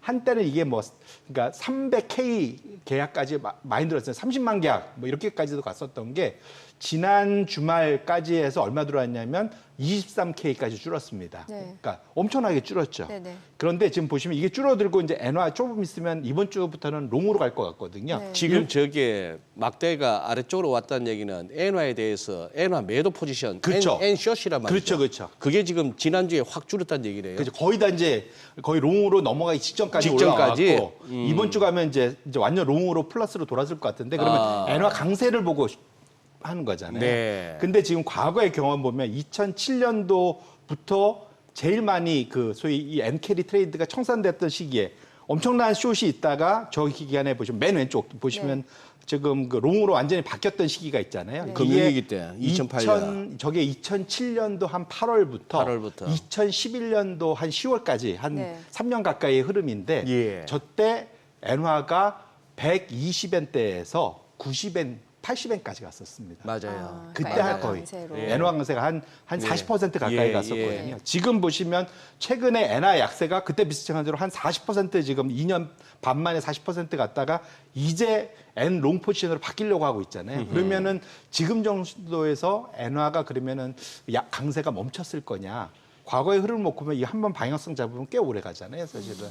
그런 측면을 보면 여진이 아직도 있다라고 우리가 적어도 경계심 가져야지. 지금 여기서 모든 것이 다 풀렸다라고 예단하기에는 저는 이른감이 좀 있겠다 이렇게 말씀드립니다. 어느 정도까지 보시는 거예요? 지금 한 147엔 달러엔이 이 정도 수준인데. 이 참 어려운데 저는 개인적으로 보면은 한 130엔대까지는 바로 열어놓고 보실 필요가 있을 것 같고요. 130엔. 그 OECD 같은 데서 발표되는 그때도 말씀드린 PPP 기준으로 구매력 평가 기준으로 엔화가 적정한 환율은 100엔 미만이라는 그때 뭐 얘기까지 있거든요. 90엔 정도 얘기 나왔잖아요. 예, 그때 94엔, 뭐 95엔 뭐 이 정도까지 얘기가 있기 때문에 지금은 사실은 엔화 약세가 너무 강했었기 때문에 오랫동안 이것이 이제 다시 정상화되는 과정에 있기 때문에 지금 상황에서는 우리가 너무 이제는 이제 엔 캐리 트레이드 청산이 모두 끝났다라고 예단하기는 좀 이른감이 있다라고 말씀드리고 싶습니다. 그래요. 지금 대표님 어느 정도 보신다 하셨나요? 한 130엔 정도까지는 130엔 정도. 예, 열어둬야 된다. 그리고 나선 또 추후에 더 움직임을 봐야겠죠. 맞습니다. 예. 지금 흐름이 왜냐하면 지난주에 사실은 시장을 돌려놓은 거 가장 큰 게 일단 기술적 리바운드. 그때 제가 월요일 와서 기술적 반등 줄 것 같다 네네. 말씀을 드렸었던 걸 기억하는데 어쨌든 화요일 날 이제 리바운드가 나왔습니다. 근데 그 이후에 뭐가 나왔냐면 일본 은행 부총재인 우치다. 맞아요. 예. 네. 나와서 예. 지금 정도로 경기가 그 금융 상황이 불안정하면 금리 인상 시기를 늦출 수도 있다라는 식으로 얘기를 하면서 또 한 번 엔화 약세로 가고 시장이 반등하는 효과를 줬었거든요. 근데 사실은 이거는 제가 그래서 이제 그 다음 차트를 준비를 했는데 뭐냐면 BOJ 안에 그 소위 우리로 하면 금통위. 예. 네. 금통위 그 이쪽도 보면 금융정책위원회라고 부르더라고요. 금정위라고 불리더라고요. 예, 금정위. 이 9명으로 구성돼 있거든요. 예. 9명. 그 안에 우치다가 보면 좌측으로 가면 온건파, 비둘기고 우측으로 가면은 강연파입니다. 그러니까 일본은 거의 강경파가 거의 없어요. 근데 위로 올라가면 물가 안정파, 아래로 내려면 금융시장 안정파거든요. 아하. 근데 우치다는 보면 정확히 온건의 금융 안정파예요. 근데 보면 그러면 자기가 늘 주장하던 걸 그냥 얘기한 거예요, 사실은. 네네네. 그냥 나는 그래서 현재 상황에서 금융시장이 불안정하니 금리를 너무 공격적으로 올리면 안 된다. 온건적인 비둘기파적인 얘기. 원래 하던 얘기를 한 거라 봐야 될 것 같고요. 사실 그 전에 한 달간 무슨 일이 있었냐면 그 일본의 자민당 간사장 네. 예. 또 금리 인상 요구했고, 예. 그다음에 그 기시다 총리도 인상 요구하고 엄청 다들 요구를 했었거든요. 사실은 그런 것들을 볼 필요가 있다. 지금 사실은 일본의 그 금융 정책, 네. 금리 정책은 일본 은행이나 저기 계신 분들이 결정하는 게 아니고 제가 보기에는 일본 정치권이 결정한다. 이게 지금 사실은 미국도 좀 난리잖아요. 트럼프 예, 때문에 뭐 예. 연준에 내가 지금 발언권이 있어야 된다 뭐 이러기까지 하는데 일본은 사실상 그게 이미 시작된 거다 네. 봐야 될 것 같고 그러다 이 보니까 우치다 부총재 발언이 어느 정도 영향력이 있는지가 그러니까요, 중요하거든요. 사실은. 예, 발언은 이렇게 했는데 예. 이게 또 언제 또 뒤바뀔 수도 있는 거니까. 그러니까 저기 계신 분들은 제가 보기엔 이제 어리 보면 발언에 그런 무게가 없어요. 제가 보기에는. 제가 지금 방금 우리 송 대표님 저 자료도 보여주시고 우치다 부총재의 어떤 위상과 평소의 성향을 보여주시다 보니까 제가 생각을 확 바꿔야겠네요. 저는 그때 그 발언을 갖다가 굉장히 크게 봤거든요. 네. 그 7월 31일 날 그때 BOJ에서 금리 인상하고 0.25%까지 올리고 기자들이 0.5% 정도까지 올리고 그 위는 힘들겠죠 했더니만 0.5%가 상한선은 아니다 해가지고 깜짝 놀랐단 말입니다. 그렇죠. 우에다가 그게 이제 하여튼. 우에다 총재의 발언이었는데 네네, 맞습니다. 딱 일주일 만에 저 부총재가 저 얘기를 했는데 그냥 평소에 자기의 소신과 성향을 갖다가 밝혔을 뿐이다. 근데 그때 무슨 기사를 보니까 홋카이도에서 무슨 강연 중에 한 얘기 같던데. 하쿠다 때 맞습니다. 하쿠다 때 그 산업단지에서 얘기했어요. 그렇다면은 저 발언을 너무 크게 볼 것도 아니네요. 그러니까 그때 오를 때 시장이 그때는 이제 원하는 뉴스가 나오니까 이제 강하게 반응을 한 거고요. 일본의 큰 흐름이 바뀌었다 보기는 어렵고 그러다 보니까 일본의 경제학자들한테 우치다 발언 바로 전날 한 번 더 조사를 했었습니다. 연내에 추가 금리 인상 있을 거냐 없을 거냐. 예. 8월 1일에 한 번 했고 8월 6일에 한 번 했습니다. 예. 그러니까 38명을 대상으로 블룸버그에서 조사를 했었는데 결론은 인상할 거다. 예, 그게 연내. 그리고 지금 이게 시장 이 변동성이 사실은 제가 봐도 이거 금리 인상 때문이긴 한데 네. 일본의 경제학자들은 그렇게 안 보더라고요. 아하. 그러니까 그래서 결론적으로는 지금 상황 자체는 일본의 금리 인상에 대해서 사실 좀 열어둘 필요가 있고요. 이 근본적인 이유는 기시다 정부가 인기가 너무 없어요. 네. 지금 9월 달에 자민당 촌재 선거 있고 이것이 결국은 신임 총리로 연결이 될 텐데 가장 큰 지금 여기 나와 있네요. 네. 그러니까 결국은 지금 사실은 시장이 급변동을 했음에도 불구하고 연말까지 금리 인상 확률이 여전히 68에서 65 얼마 안 줄었잖아요. 사실은 이틀간의 그런 엄청난 변화가 있었음에도 네. 불구하고 네. 시장에서는 경제학자들은 추가 금리 인상할 거다라고 지금 얘기를 하고 있는 거고요. 정치권이 사실 그걸 요구하기 때문에 이렇다라고 보는 겁니다. 가장 큰 이유는 그래서 제가 마지막 차트를 재밌는 걸 하나 갖고 왔는데 이게 뭐냐면 일본이 아까 그랬습니다. 40% 엔화 전화가 됐다고 그랬잖아요. 예. 2년 반 네. 동안. 예. 코로나 이후에 엄청난 세상에 보복 소비가 있었습니다. 대표적으로 보복 소비. 해외여행 가는 거. 우리나라는 올해 5월 달까지 해외여행 가는 것이 규모가 2019년 코로나의 전 수준에 거의 다 회복을 했어요. 네. 근데 일본은 60%밖에 회복을 못 했습니다. 아. 이제 해외 나가면 엔화가 너무 싸져가지고 이게 돈 쓰는 맛이 예전 같잖으니까. 요즘 돈이 훨씬 많이 1.5배가 더 드니까. 들어가잖아요. 그러니까. 예, 예. 그러니까 일본 사람들이 화가 나 있는 거예요, 지금 사실은. 우리 가난해졌어, 해외 나와서. 이게 정말로 기시다 정부가 상당히 지금 안 좋은 그러한 저지지율을 받는 이유 중에 하나가 저기했다고 봐야 될 거고. 그렇다면은 일본 정치권이 지속적으로 엔화 강세를 요구할 가능성은 충분히 남아있다. 그걸 좀 열어두실 필요가 있다. 이거는 단순한 경제 논리, 일본 은행만의 논리로만 결정되는 것은 아니라는 걸 우리가 꼭 염두에 둘 필요가 있다. 그러고 보니 그때 달러엔 이제 160엔 위로 올라갔을 때 BOJ가 개입하니까 미국 재무부에서 특히 옐런 장관이 나서서 개입하기 위해서는 우리하고 상의해야 된다 쪽으로 대놓고 일본에다가 메시지를 던졌는데 이번에 금리 인상에 대해서는 특별한 코멘트가 없네요. 그러고 보니까. 사실은 이런 표현 좀 미국은 이미 대선 정국으로 들어가서 이런 표현 있지만 누구 말을 들을지가 애매하지 않습니까? 누구 말을 들어야 될지.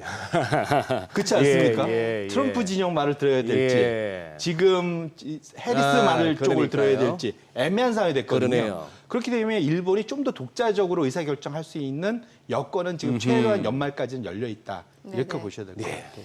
네, 지금 시각 8시 51분 향해 갑니다. 오늘 양시장 예상 체결지수 확인해 보도록 하겠습니다. 먼저 코스피입니다. 오늘 0.5% 상승 예상되고요. 예상 체결지수 2,602포인트입니다.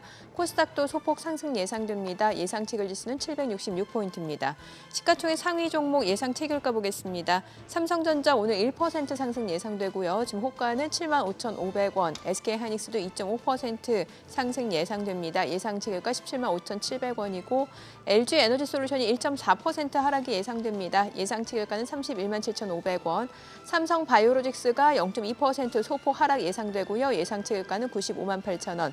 현대차 오늘 1% 상승 예상됩니다. 호가는 245,500원이고요. 기아는 보합 출발 예상됩니다. 지금 호가 101,900원. 삼성전자 우선주 소폭 하락 예상되고요. 셀트리온 1.5% 상승 예상됩니다. 예상 체결가 199,000원.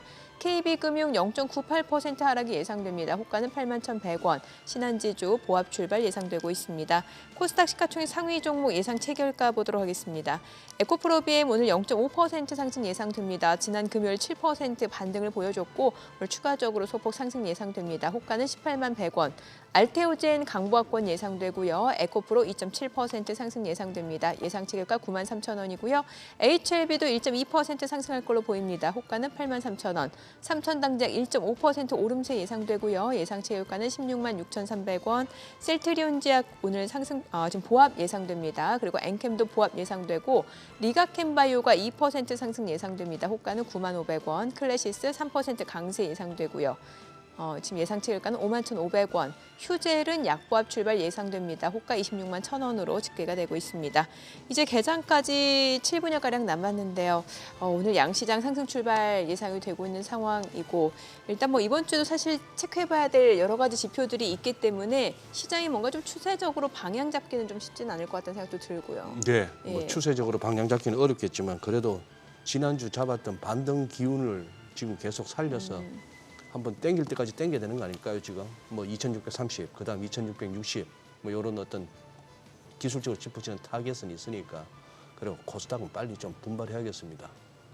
시작이 8자는 돼야지 7이 뭡니까 지금? 네.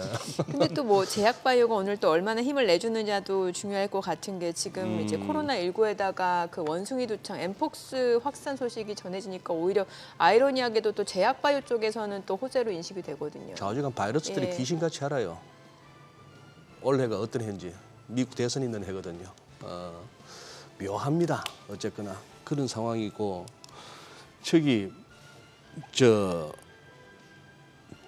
그거는 괜찮을까요? 저기 대표님. 일단 저도 반등 이번 주간 초반에 반등 그리고 이제 이래저래 뭐 다 소개된 우리가 또 알고 있는 미국 지표들 따라서 조금은 이렇게 방향이 그가겠습니다만 요거 하나 은근히 좀 신경 쓰이는 재료 2개.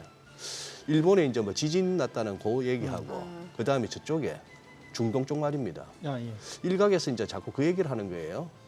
그때 러시아가 우크라이나 침공했던 게 2022년에 재작년에 그 베이징 동계올림픽 폐막하고 나서 이제 시작했다고. 요번에 지금 이제 파리 올림픽이 오늘 폐막입니까? 자, 그러다 보니까 지금 이제 이란이 움직일지 이스라엘이 움직일지 모르겠는데 약간 뭐 그런 썰도 돌거든요. 말씀 주신 대로 그 이란은 뭔가 해야 되거든요. 이란은 예, 무언가 해야 됩니다. 이렇지만 그 신임 대통령 취임식에 이스라엘이 들어가서 네.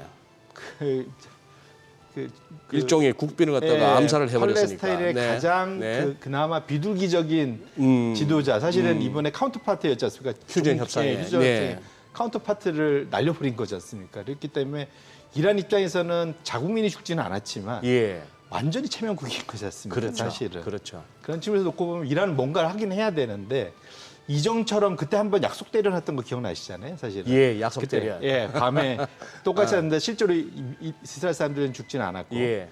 그런 그 정도로 갈 건지 그보다는 세게 갈 건지는 좀 알 수가 없는 상황이에요, 사실은. 그래서 근데 문제는 말씀 주신 대로 이거는 이란이 결정할 이슈인 것 같아요. 이스라엘이 여기서 추가적으로 뭔가를 미리 나서서 할 수는 없는 상황인 것 같거든요. 그래서 그런 측면에서 보면 적어도 지금 한 주간 제가 지난주에 가서 그 이스라엘 증시 그 ETF를 보자 했는데 그건 다행히 지금 그 지난 초 이후에는 상승해서 아직은 변동성이 크게 나타나진 않았습니다. 네. 그런데 말씀 주신 대로 지금 요 타이밍부터는 좀 조심할 필요가 있어서 지금 우리가 제일 쉽게 볼 수 있는 건 이스라엘 증시를 보는 게 제일 빠를 것 같고요. 아니면 사실은 이스라엘의 그 제가 그 우리로 따지면은 또 국제공항 같은 게 있습니다. 인천 국제공항 같은. 예. 그 거기에 비행기가 잘 왔다 갔다 하는지도 한번 그거는 열어보시면 되잖아요. 예, 사실은 예, 업데이트가 리얼타임으로 되니까 예. 그런 것들을 한번 리얼타임으로 좀 체크해 보실 필요가 좀 있지 않을까. 뭐 개인적으로 그렇게 생각하고 또 하나 질문하시면 일본의 실제 지진. 뭐 근데 진짜 그건 좀 뚜껑을 열어봐야 될 것 같아요. 예, 보- 그쪽 근데 그쪽에 그 미야자키 그쪽에서 네. 지금 난 거지 않습니까? 그쪽이 근데 그런 대형 산업 단지가 있는지는 저도 좀 더 좌측에 있는 걸로 좀 저는 파악을 하고 있어서 그건 아직은 좀 좀 그때 기다려봐야 우리 될것 같습니다. 2011년이었나요? 왜 동일본 대지진 때 경험을 되살리면은 처음에 뉴스 그 지진 났다는 소식에 니케이가 폭락을 하고 뭐 그랬습니다만 그게 오래 못 갔죠. 금방 돌리지 않았습니까? 그렇죠. 왜냐면 그리고 바로 이제 거의 제로 금리로 돌아섰고 엄청난 부양책이 엄청난 아베 부양책이 정부 나오고. 때 나왔었기 때문에 네. 예, 그때는 오히려 그것이 그때 그런 악재가 시장에는 호재로 작용을 했었죠. 네. 지금 앞서 미국 경기 같은 경우는 이제 변동성의 공범 정도다라는 말씀 주셨습니다만 그래도 계속해서 이게 또 잠재된 요인이다 보니까 체크를 해봐야 될 것 같은데 최근에 나온 그 2분기 GDP 성장률 2.8%, 예. 3분기도 사실 2% 이러면은 경기가 그렇게 나쁜 건 아니잖아요. 맞습니다. 지금 네. 3분기 그 애틀란타 GDP 나우에 보면 가장 최근 업데이트는 2.9인가까지 예, 예. 그랬죠. 나왔습니다. 예. 엄청 지금 잘 나오고 있어서 기대감이 큰데 문제는 재밌는 또 제가 차트를 하나 갖고 왔어요. 네네. 그러니까 재밌다기 보기엔 좀 으스스한 차트인데 예, 예. 미국의 변동성 지수가 3개월 앞서서 미국의 실질 GDP 성장률의 선행 지표가 된다라는 아, 겁니다. 그래요? 지금 실질 GDP 지표는 실제로 괜찮은데 네. 지금 그 빅스는 정상 계열이고 지금 이 실질 GDP 성장률이 지금 역계열이거든요. 그래서 지금 올라가면 떨어지는 겁니다. 근데 지금 차트를 보시면 보통 이게 이렇게 그러니까 빅스가 급등을 하고 나면 한 3개월 정도 시차를 두고 지금 실질 GDP 성장률이 약화되는 성장이 약화되는 모습으로 나타난다라는 거거든요. 근데 이게 왜 이럴까? 둘은 상관관계입니다. 네. 서로 간에 무슨 인과관계로 원인을 제공하는 건 아니에요. 근데 변동성 지표가 뭘 나타내는지 잘 생각해 보면 시장의 무슨 유동성이나 이런 것들이 뭔가 꼬이고 있다는 걸 나타내는 지표지 않습니까? 네, 그래서 네. 이따도 보겠지만 지금 미국의 그러한 대출 금리나 신용 스프레드가 최근 들어서 좀 많이 좀 올라가는 모습 이런 것들이 결국 그 미국의 경제 주체들의 그러한 경제 활동을 둔화시키는 쪽으로 작용을 하는 것에 일종의 선행 지표격이 그러한 빅스의 급등으로 우리가 생각할 수 있기 때문에 앞으로 결국은 지금과의 싸움은 결국은 미국의 경제 성장률이 정말로 유지가 잘 될 수 있을 것이냐 여부가 상당히 관건으로 나타나고 그래서 사실은 지난주에 주간 단위 그러한 예. 그 사실은 매주 보는 우리 그렇게 시덥지 않게 보던 그 신규 실업수당 예. 청구 건수 같은 것들에 대해서 아. 시장이 난리를 치는 난리를 이유가 쳐. 이게 이제 참 뭐- 매주 나오는 지표인데. 그러니까요. 예. 아마 그들 입장에서는 진짜로 이렇지만 신규 둥절 이렇게 했을 것 같아요. 신규 그러니까 여기에서라도 뭔가 좀 찾고 싶었던 거죠. 네, 경기 네, 네, 이게- 침체는 아니다라는 요인을. 그렇죠. 이게 예. 시장이 너무 뭔가 애달아서 예. 뭐라도 긍정적인 뉴스를 찾고 싶었던 것이 마침 그런 게 나타난 거 아닌가 싶은데 차트가 열려 있네요. 예. 보시면 차트에 보시면 실제로 신규 실업수당 청구 건수가 예상은 24만 정도 생각했는데 23만 정도 나왔다는 거지 네네. 않습니까? 이게 뭐 대단한 거 아니고 매주 왔다 갔다 하잖아요, 사실은. 근데 사실 더 잘 봐야 될 거는 계속 좀 실업수당을 청구하시는 분들은 계속 우상향하고 있고요. 보라색 요거 선이고. 그럼 저희가 개장하고 조금 더 네. 자세히 들어보도록 하겠습니다. 오늘 국내 증시를 확인해 보죠. 개장합니다.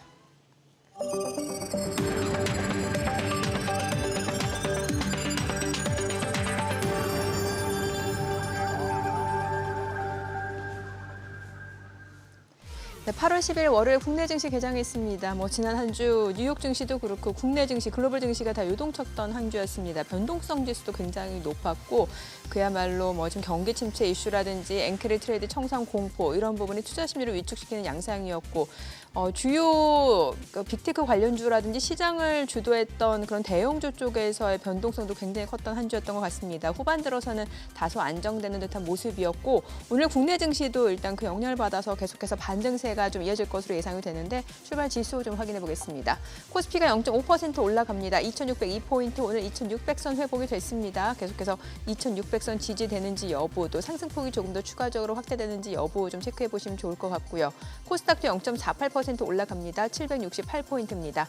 시가총액 상위 종목 시초가 보겠습니다. 삼성전자 오늘 0.6% 상승합니다. 75,200원이고요. SK하이닉스도 0.93% 올라갑니다. 173,100원. LG에너지솔루션도 0.4% 상승합니다. 323,500원. 삼성바이오로직스도 0.73% 올라갑니다. 96만 6천 원. 현대차도 1.2% 상승합니다. 24만 6,500원. 그리고 기아도 0.39% 상승합니다. 10만 2,400원이고 삼성전자 우선주도 올라갑니다. 5만 9,800원. 셀트리온 1.68% 상승합니다. 19만 9,500원. 상승폭이 조금 더 확대되고 있고요. KB금융 소포 오름세로 8만 2,200원. 신한지주 1% 상승합니다. 5만 4,600원에 거래되고 있습니다. 코스닥 시가총액 상위 종목 시초가 보겠습니다. 에코프로비엠 지난 금요일에 7% 올랐는데 오늘 좀 일부 물량들이 좀 나오네요. 소폭 내림세로 17만 8,800원. 알테우젠 2% 올라갑니다. 30만 8,500원. 에코프로 0.5% 상승하면서 9만 1,000원이고요. HLB도 0.4% 상승합니다. 8만 2,400원. 삼천당제약이 2% 이상 올라갑니다. 16만 7,400원이고 셀트리온자 2.5% 상승하네요. 8만 2,100원. NKM은 1% 떨어집니다. 16만 원이고 리가캠바이오 1.3% 상승합니다. 8만 9,900원. 휴젤은 내림세입니다. 25만 9,500원. 클래시스 1.6% 상승하면서 5만 800원권에서 거래되고 있습니다. 오늘 시장에서 특징을 보이고 있는 섹터 종목들 좀 체크해 보도록 하겠습니다. 지금 계속해서 뉴스를 통해서 접하셨을 텐데 지금 코로나19 재확산이라든지 원숭이 두창 확산과 관련해서 증시 쪽에서는 제약 바이오 섹터가 또 상승 모멘텀으로 이어지는 분위기인데 오늘 보게 되면 지금 신풍제약, 조화제약 이런 종목들 강세인데 신풍제약이 19% 넘게 급등합니다. 그밖에 지금 셀트리온 그룹주 강세 흐름 이어지고 있고 그리고 관련된 종목들 보게 되면 코로나19 쪽도 보시면 될 것 같은데 신풍제약 말씀드렸고 지금 셀리드가 15% 급등합니다. 9,000원권을 넘어서고 있는 상황이고 진원생명과학도 지금 6.7% 강세입니다. 지금 신풍제약 같은 경우는 우선주까지도 줄줄이 강세 흐름 이어지고 있고 오늘 제약바이오 쪽에서 우선주들 흐름 굉장히 좋네요. 좀 몸집이 가벼운 종목들 위주로 탄력적인 강세가 이어지고 있고 SK바이오사이언스도 6% 이상 올라갑니다. 58,800원 그리고 APR도 5% 상승 중이고 그밖에 지금 보게 되면은 또 유바이오로직스도 5.9% 상승 중입니다.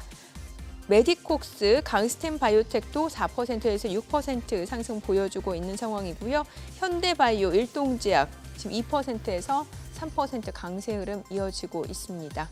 오늘 지금 보게 되면 코로나19 치료제라든지 백신 개발 쪽 이런 쪽 종목들 상승세 이어지고 있고요. 또 비만 치료제 쪽도 흐름 좋습니다. 왜냐면 이제 뉴욕 증시 쪽에서는 이제 일라이릴이라든지 노보노디스크 강세가 최근에 이어지고 있는 상황인데 비만 치료제 관련된 종목이라고 보셔야 될 것 같은데 지금 보게 되면은 SLS 바이오가 11% 넘게 급등합니다. 5,010원이고요. 블루엠텍도 2.5% 상승합니다. 애니젠도 1% 상승 중이고 큐라티스도 2% 이상 올라가고요. 지금 대봉LS가 5% 이상 상승합니다. 15,100원 선에서 거래되고 있고 인벤티지 랩도 2.3% 상승 중입니다. 그리고 D&D 파마텍 7% 강세네요. 대화제약도 8% 이상 상승하면서 지금 1,290원 선에서 거래되고 있습니다. 오늘 코로나19 쪽이라든지 아니면 또 비만 치료제 관련 종목들 상승 보여주고 있습니다. 엠폭스 원숭이 두창 관련주들 흐름도 좋습니다. 미코 바이오메드가 17% 급등합니다. 2,185원 선이고 현대바이오 앞서 보셨죠? 4.2% 상승 중이고 지금 바디텍메드도 2.8% 상승 중이고 휴마시스는 또 진단키트 쪽인데 지금 흐름이 좋습니다. 3.4% 상승하네요. 2,710원 선에서 거래되고 있고요. CGN 소폭 올라갑니다. 팜젠 사이언스 1.4% 올라가고 있는 상황이고 오상 자이엘 제놀루션이 3%에서 2% 상승합니다.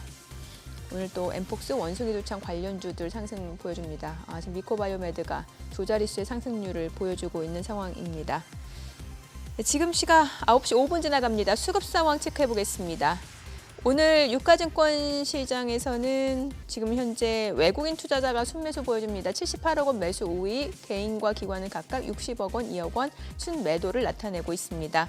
코스닥에서는 개인 투자자가 순매수 보여줍니다. 238억 원 매수 우위, 외국인과 기관은 각각 160억 원, 45억 원 순매도를 나타내고 있습니다. 환율 좀 보도록 하겠습니다. 지난주 금요일 정규장 마감 대비 오늘 외환시장 달러원 환율은 90전 상승한 1360원 50전에 개장이 됐습니다. 지금 뭐 환율은 뭐 계속해서 박스권이고 네. 시장 지금 2,600선 회복이 된 상황이고 그래도 상승폭이 조금 더 확대가 되고 있네요. 예, 계속해서. 그러네요. 일단 뭐 수급적으로 뭐 외국인에 그렇게 뭐 안 팔고 하니까 환율은 아까 우리 송재균 대표께서 말씀하신 달러엔 환율 어느 정도 보시냐 했을 때 PPP 구매력 평가설로는 뭐 100엔 아래 94, 95 정도라고 얘기하고 또 일각에서 또 이제 얘기하기로는 한 115엔도 본다 했는데 한 130엔 정도를 얘기하셨는데 이렇게 보니 지금 뭐 146엔, 147엔에서 130엔 가는 데까지도 세월이 꽤나 걸리겠고 중간에 뭐 이렇게 등락도 있겠습니다만 130엔 생각하니 우리가 1,300원 가면은 딱 N1이 10대 1이거든요. N원도 지금 뭐 한 850에서 지금 막 900 한 50, 60 왔다가 930까지 잠시 밀렸는데 여기 보니까 1,000원은 굉장히 또 이제 빡빡하게 보이는데 네. 130엔, 1,300원 고래 균형 맞추면 될 것 같네요. 그게 이제 1차 타겟인 1차 거죠. 타겟이 예, 예. 그 사이에 이제 또 어떤 뭐 온갖 사연이 있겠습니다만 맞습니다. 예. 그러네요. 지금 저기는 어떻게 보십니까? 수급적인 측면에서 뭐 특별히 여기 무슨 뭐 외국인들이나 기관 쪽에서 뭐 지수를 갖다가 끌어당겨야 하거나 떨어뜨려야 할 만한 뭐가 있는 건 아니죠. 그건 아닌 것 같습니다. 왜냐하면 지금 일단 레버리지 투자 엄청 네. 하다가 예. 지금 이제 뒤통수대 맞았잖아요. 그렇죠. 원래 그렇게 그 큰 모멘텀 하면 꺾이면 그다음부터 이제 몸조심하게 되지 않습니까? 네. 그래서 뭐 최근 들어서 일부는 뭐 헤지펀드들이 다시 빅테크를 샀다는 얘기도 있긴 하지만 네. 이미 이제 그 전에 많이 팔았었기 때문에 근데 큰 물줄기는 확실히 좀 공격적인 레버리지 투자는 좀 줄 것 같고요, 전반적으로. 그다음에 포트폴리오에 대한 고민들, 교체들 뭐 이런 것들은 확실히 좀 더 있지 않을까. 지금 개인적으로 좀 그렇게 생각하고 있습니다. 네. 지금 실제로 미국 경기 자체는 사실 변동성 지수를 놓고 봤을 때는 약간 불안한 감이 있긴 합니다만 어쨌건 뭐 지금 시장에서는 아직은 경기 침체는 아니다라고 하니까 그 기업들 실제 상황은 또 어떤지도 궁금하거든요. 예. 그래서 결국은 지금 아까 이제 우리가 주간 신규 실업수당 청구권. 그 뭐 계속 올라가고 신규도 네. 사실은 방향성 보면 위로 올라가는데 네. 이제 이게 여기에 선행 지표를 봐야 되잖아요. 예, 예. 이제 그게 뭐냐면 미국의 중소기업 어느 나라든 중소기업이 전체 고용의 한 80% 그렇죠. 뭐 예. 이상은 보통들 그 담당을 해서 결국 어느 나라든 중소기업들이 되게 중요한데 특히 고용시장에서는 일자리 창출에서는 보시면 미국의 실질 우대금리 주로 중소기업들이 내는 거죠. 사실 삼성전자 같은 데는 순현금 회사라 그 현금이 남아도는 회사지 않습니까? 그렇죠. 예. 그러니까 그런 회사들은 금리하고 상관없어요. 그러니까 미국 빅테크도 마찬가지고. 예. 문제는 돈을 빌려갖고 투자해야 되는 저마진 회사들이지 않습니까? 예.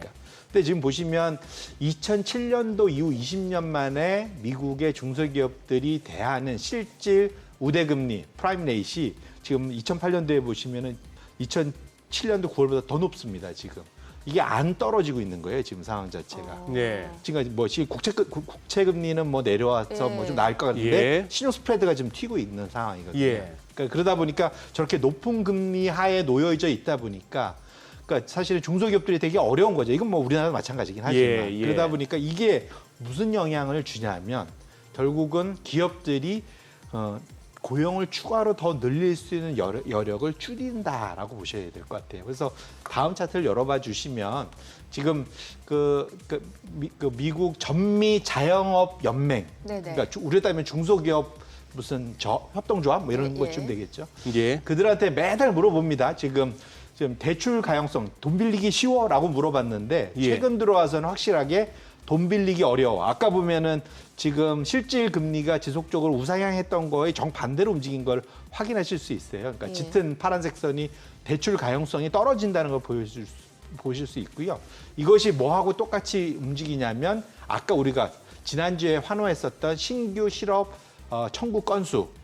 지금 이게 역계열입니다. 결국은 이렇게 대출 가용성이 떨어지면 실업자가 늘어난다는 거죠. 결론적으로. 지금 버티고 해서 좀 벌어져 있긴 한데 결국은 과거 이게 1986년도 이전부터의 자료니까 40년 이상의 지금 데이터거든요. 사실 네. 방향성이긴 당연히. 근데 이게 사실적으로 생각해 보면 중소기업들이 고금리에서 허덕허덕 하다 보면 예. 결국은 고용을 못 할 거잖아요, 사실은. 어허. 그러니까 그러다 보니까 지금 벌어져 있는 이것이 만약에 합쳐진다면 여기서 빨리 금리가 인하돼서 저 대출 가용성이 급격하게 좋아지지 않는다면은 사실은 저 하늘색 선 신규 실업 청구 건수가 서서히 더 늘어나는 방향, 아까 우리가 봤던 그 방향이 지속된다고 보는 것이 더 좀 합리적이고 논리적인 그러한 예측이지 않을까 이렇게 좀 생각합니다. 아까 실질 우대 금리가 거의 금융위기 직전 수준까지 올라가 있는 그 차트를 보자니 예. 일단은 좀 섬찟한데 네.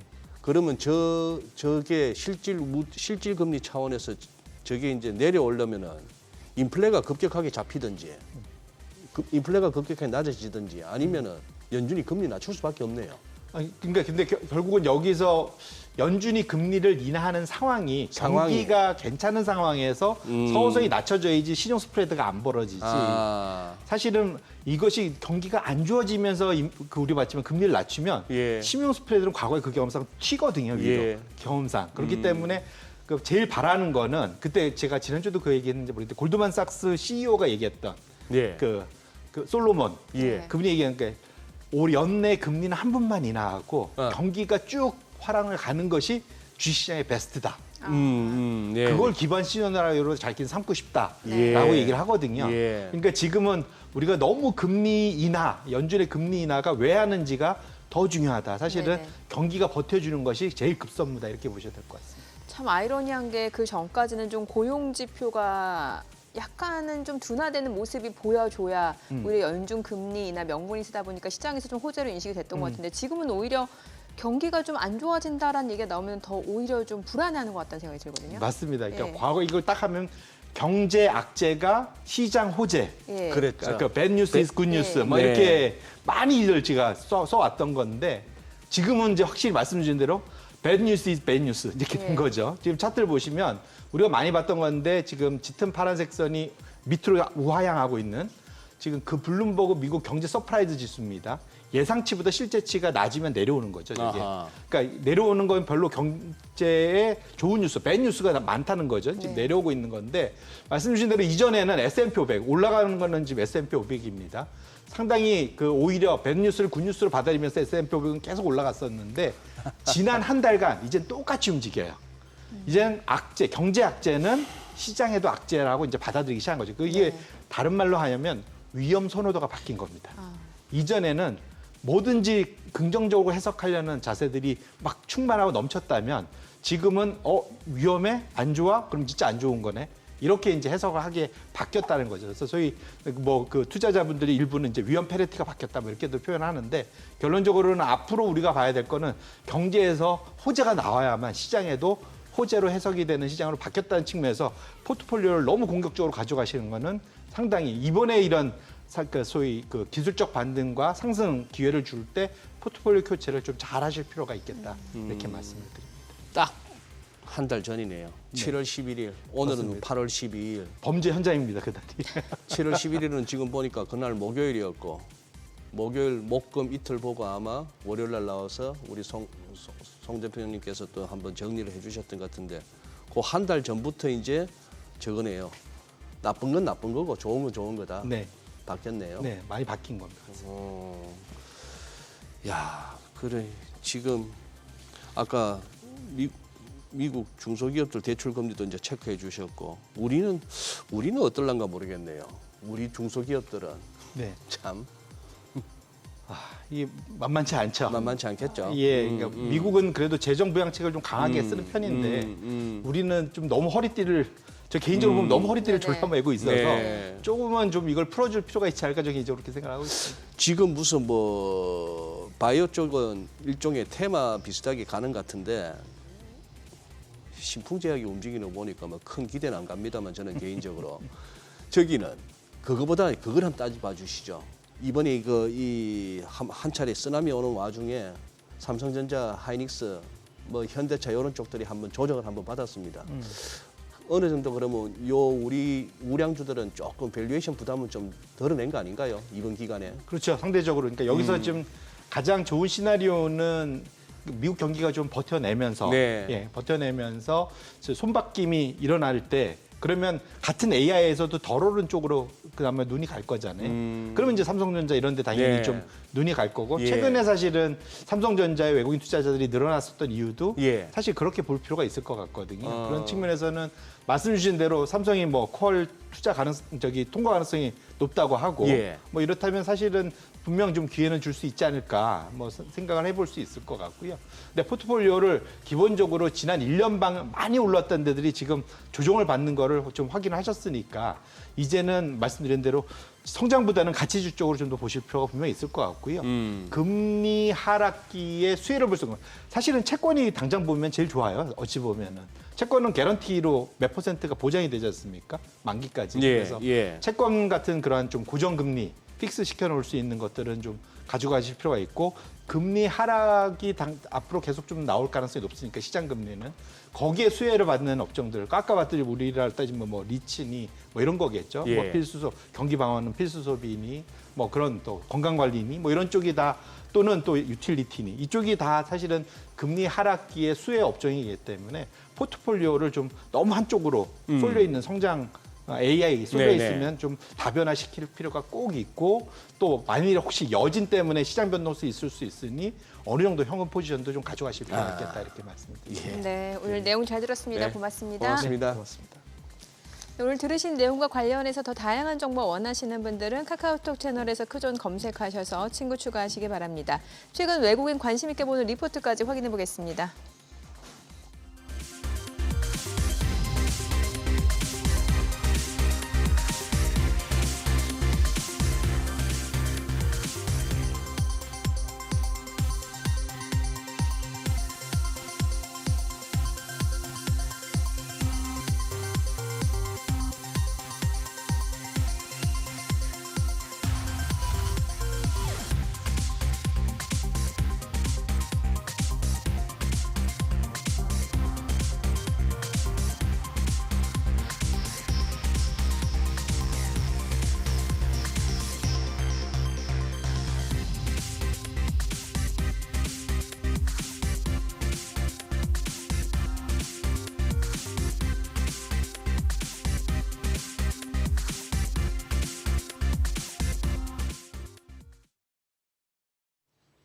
월요일장 양시장 상승 중입니다. 시장이 폭락분의 한 70% 정도를 만회한 상황에서 오늘도 추가적으로 올라가고 있습니다. 코스피가 1.24% 상승하면서 2,600선 오랜만에 돌파를 했습니다. 6거래일 만에 보는 2,600선인데요. 현재 2,619선에서 전개가 되고 있습니다. 코스닥도 1.4% 상승 중입니다. 현재 775선에서 전개되고 있습니다. 수급 상황 보겠습니다. 유가증권 시장, 오늘도 외국인과 기관이 동반 시장에 들어와주고 있습니다. 외국인이 277억 원의 매수 우위, 기관도 242억 원 사자 포지션 취하고 있고요. 개인 홀로 504억 원 매도 우위 기록 중입니다. 코스닥 시장 매매 동향입니다. 코스닥 시장에서는 양 매도가 나옵니다. 외국인이 154억 원의 팔자 포지션, 기관도 39억 원 물량을 빼내고 있고요. 오늘은 개인 홀로 249억 원 매수 우위 나타내고 있습니다. 그럼 업종별 등락률 보겠습니다. 오늘은 에너지 장비와 서비스, 그리고 건강관리 업체와 서비스 업종, 비롯해서 제약 업종까지 눈에 띄는 상승세 보여주고 있고요. 반면에 방송과 엔터테인먼트 업종, 전기 장비 업종, 조선 업종은 약세 기록 중입니다. 그럼 시장을 주도하는 테마 종목별 시세 체크하겠습니다. 오늘도 시장에 뚜렷한 이벤트가 없다 보니 코로나19 테마로 매기가 쏠리는 모습입니다. 최근 4주간 코로나19 입원 환자가 5배 넘게 늘어났다는 등 코로나19가 재확산하고 있는 것으로 확인이 되고 있는데요. 이에 따라서 코로나19 치료제와 백신 관련주가 크게 올라가고 있습니다. 관련주 중에서 신풍제약이 20% 넘게 급등합니다. 현재 거래가 16,590원이고요. 셀리드가 6.59% 강세로 8,410원에 거래되고 있습니다. SK바이오사이언스입니다. 7.58% 강세, 거래가는 59,600원이고 일동제약이 5% 상승하며 15,750원, 유바이오로직스가 1.85% 플러스권으로 현재 11,560원 선 전개되고 있습니다. 코로나19 진단키트 관련주도 올라갑니다. 진단키트 수요가 늘어나면서 현재 품귀 현상이 빚어지고 있는데요. 엔데믹 이후에 생산 규모를 줄였던 업체들이 공장을 재가동하며 생산 확대에 나서고 있는 것으로 알려집니다. 진단키트 관련주 중에서는 미코바이오메드가 8.79% 급등합니다. 거래가는 2,030원이고요. SLS바이오가 9.72% 급등하면서 4,910원, 나노브릭이 4.53% 플러스권으로 1,937원에 거래되고 있습니다. 또 일동제약이 5.27% 플러스권으로 15,790원이고 CTC 바이오가 4.98% 5% 가까이 오릅니다. 현재 거래가 7,800원으로 집계되고 있습니다. 그리고 시간의 거래에 이어서 엠폭스 원숭이 두창 관련주도 상승합니다. 엠폭스가 아프리카를 중심으로 확산되면서 이에 대한 경계감도 높아지고 있는데요.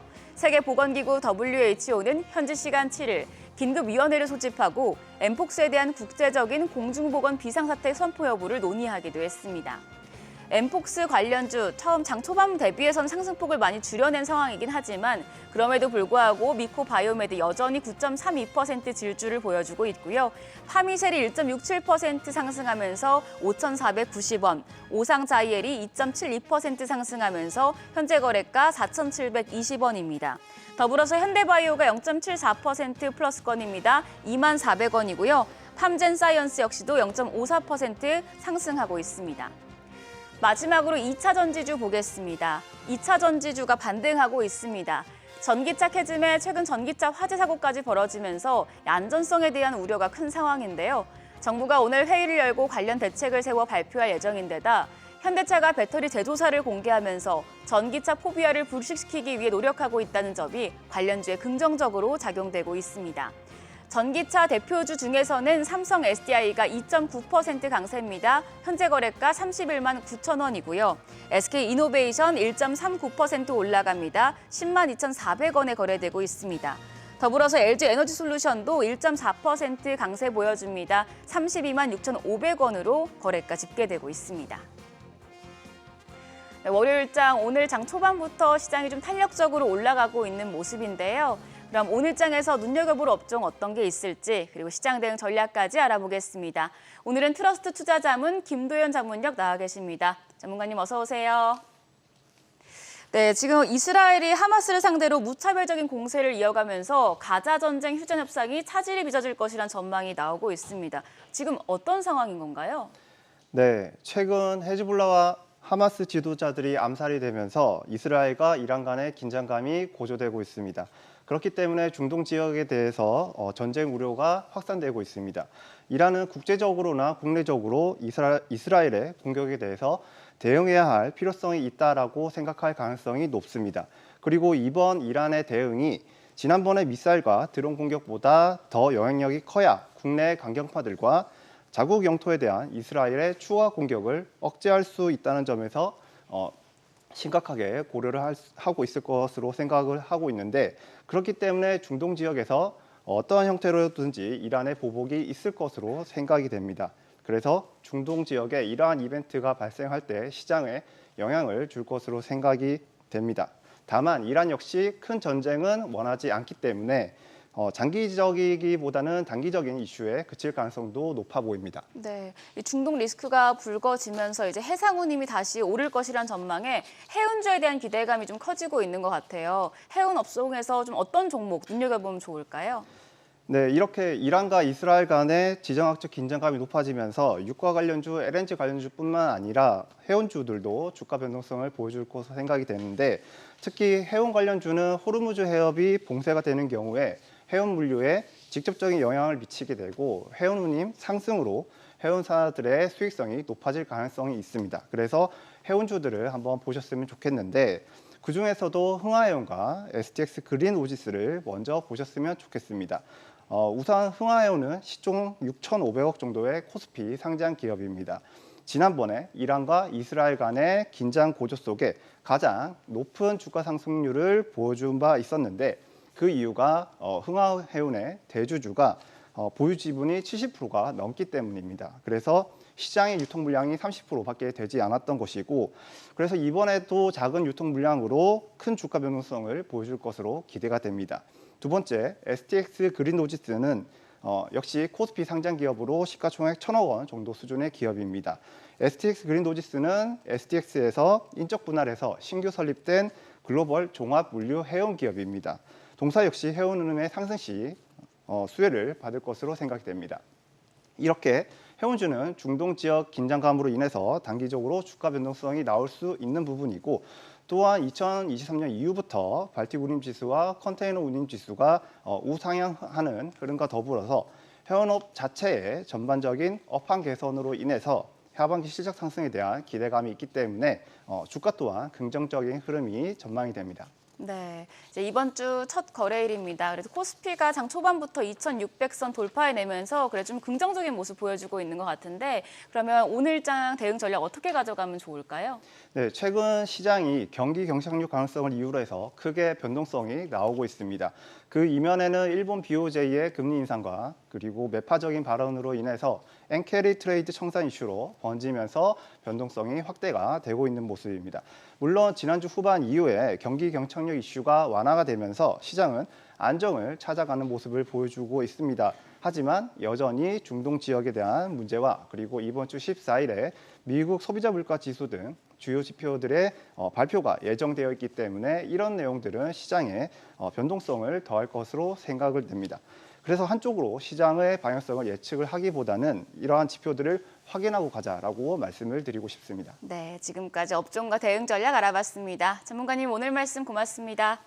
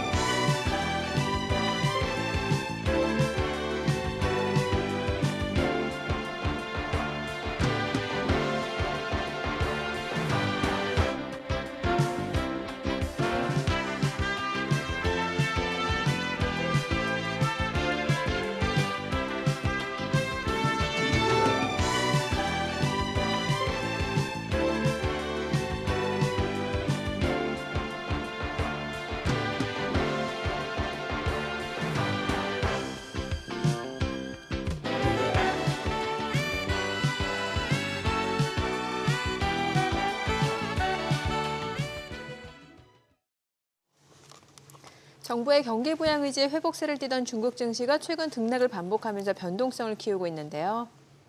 네, 하나증권 김경환 연구위원 연결해서 중국 경제 상황과 함께 또 위안화 전망까지 들어보도록 하겠습니다. 안녕하세요. 네, 안녕하십니까. 네, 지난주 금요일 중국 7월 CPI 발표됐습니다. 여전히 1% 문턱 넘지 못하고 있습니다만 5개월 만에 가장 큰 폭으로 반등했는데 중국 소비 시장 이제 좀 살아나고 있다고 봐도 됩니까? 네, 말씀하신 대로 일단 그 7월 중국 소비자 물가의 경우는 약간의 이제 계절성 요인이 좀 있었다고 좀 판단을 좀 갖고 있고요.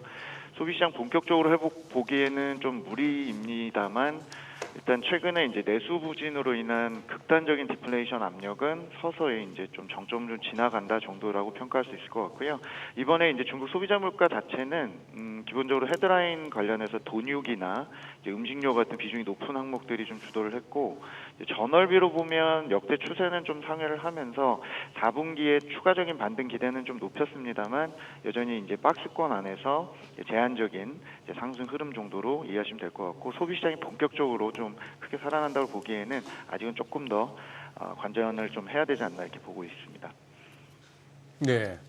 반면에 이제 7월 PPI 생산자 물가 지수는 전년 대비 0.8% 하락하면서 시장 예상치가 마이너스 0.9%였는데 그거보다는 조금 이제 덜 떨어졌습니다.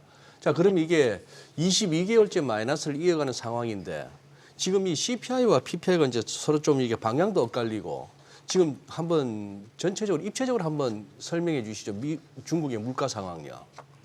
네, 일단 말씀하신 대로 중국 생산자 물가의 경우는 저희가 이제 최근에 이제 22개월째 마이너스를 이어가고 있는데 저희가 이제 미국을 좀 소비자 물가 중심으로 본다면 중국은 세계 공장이다 보니까 생산자 물가를 좀 많이 보고 특히나 중국 생산자 물가는 중국의 재고 사이클이나 기업 이익의 선행 지표이기 때문에 국내에서도 굉장히 좀 관심을 계속 가지셔야 되는데요. 일단 제조업이 구조적인 공급 과잉 압력은 여전히 유지를 하고 있고 이제 최근에 저희가 이제 7월 달의 경우는 원자재 가격도 좀 내부적으로 많이 급락을 했었었고 재고 사이클이나 투자 수요 자체도 7월 달에 좀 기대 못 미친다라고 했던 것 대비해서는 상대적으로는 시장 예상을 좀 상회한 편이고요.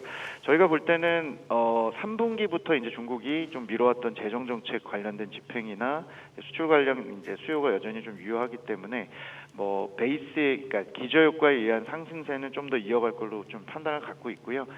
여전히 좀 재고 사이클이 좀 세게 회복됐다라고 보기엔 조금 아직은 조금 무한한 수준이고 4분기를 좀 바라봤을 때는 중국이 이제 재고 조정이 좀 끝나고 이제 재고의 확장의 초입 국면에 좀 진입한 정도 그리고 생산자 물가 드디어 이제 플러스 전환하는 시점 자체는 조금 미뤄졌습니다만 그래도 가을 전에는 좀 가능하지 않겠나 이렇게 좀 저희가 보고 있습니다. 네, 지금 이제 중국 정부가 부양책을 서두르면서 이제 증시에도 기대감이 살아나는 분위기인데 지난달 이제 대출 우대 금리 또 정책 금리를 연달아 인하했습니다만 증시 부양 효과는 뭐 아직까지 크게 나타나지 않은 것 같은데 이번 부양책 좀 다르다고 기대해봐도 될까요?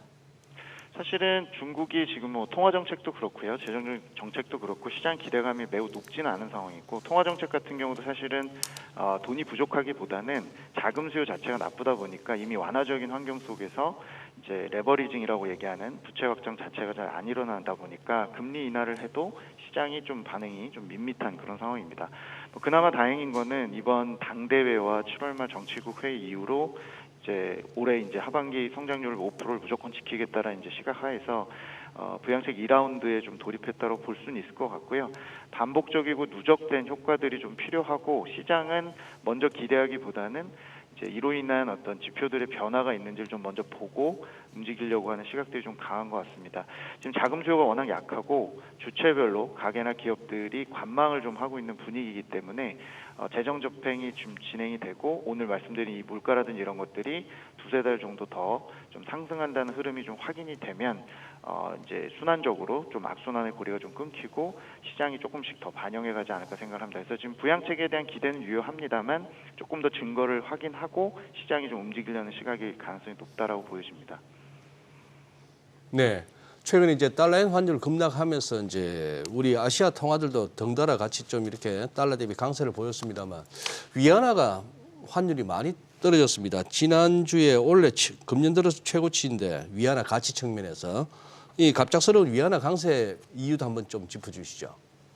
네, 뭐 저희는 일단은 뭐 수동적인 요인이 여전히 크다고 생각을 합니다. 달러나 엔 방향성에 따른 요인이 좀 크다고 보고요. 다만 신흥국 내에서 위안화의 실질 환율이나 기타 통화 대비해서의 상대 강도는 여전히 좀 강세를 유지를 하고 있고 중국이 이제 비록 수요 부진이나 장기 금리 하락으로 인해서 상대적으로 미중 금리 차나 이런 것들이 여전히 좀 크게 유지되고 있고 약세 요인이 있지만 내부적으로 이제 어떤 부양책에 대한 기대감 또 전반적으로 이제 수출 이제 호조세 이런 것들을 통해서 위안화 좀 버티고는 있다고 보여집니다. 자체적인 강세 요인은 점진적이겠습니다만 앞으로 남은 4분기까지 놓고 보면 이제 대외금리 환경이 조금 중국 입장에서는 조금 여유를 줄 수 있고 인민은행에 시간을 좀 벌어줄 수 있기 때문에 저희는 위안화가 급격한 절상보다는 전반적으로 이제 자체 요인에 의해서 완만한 이제 평가 절상 정도로 저희가 좀 보고 있고 연말에 저희가 위안화를 세게 베팅해 볼 만한 그 정도의 어떤 상황은 아니겠습니다만 약세 압력은 이제 좀 정점을 지나고 이제 좀 제한적인 강세 흐름으로 좀 보실 수 있을 거라고 보여집니다. 네, 오늘 내용 잘 들었습니다. 고맙습니다. 네, 감사합니다. 연내 금리 인하에 대한 가능성은 열려 있지만 이제 경제적인 불확성은 짙은 가운데 지금 대형 개발 호재를 품은 지역의 부동산에 대한 관심은 날로 높아지고 있습니다. 그러니까 지정된 수변 구역이 해제된다거나 그러니까 상류원, 상류 지역의 오염원의 입지를 억제하기 위해 마련된 제도인데 이 부분에 대한 해제라든지 아니면 또 정부가 산업단지를 조성하는 등 여러 가지 호재가 모여서 더 큰 호재를 만들게 되는 것 같습니다. 네, 최근 대형 호재가 잇따른다는 용인시 포고급의 부동산 분위기와 주목해볼 또 포인트에 대해서 한번 짚어보겠습니다. 이주환 교수님 나와 계십니다. 어서 오세요, 어서 교수님. 오세요. 맞습니다. 네. 네, 우리 작가님께서 이주환 교수님 앞에 수식어를 붙였네요. 지분대, 예. 지역 분석의 대가. 네네. 잘못 줄였나요? 요즘은 막 줄이길래. 네. 예. 아니 지금 이 포고급 같으면 여기가 용인시 처인구 안에 있는 네네. 지역인가 보죠. 네네. 근데 지금 시장 현황이 여기가 이제 개발 좀 더디다라고 알려졌던데. 근데 네네. 지난해에 이어서 올 상반기에는 지금 땅값 상승률이 1위라면서요. 네, 그렇습니다. 네.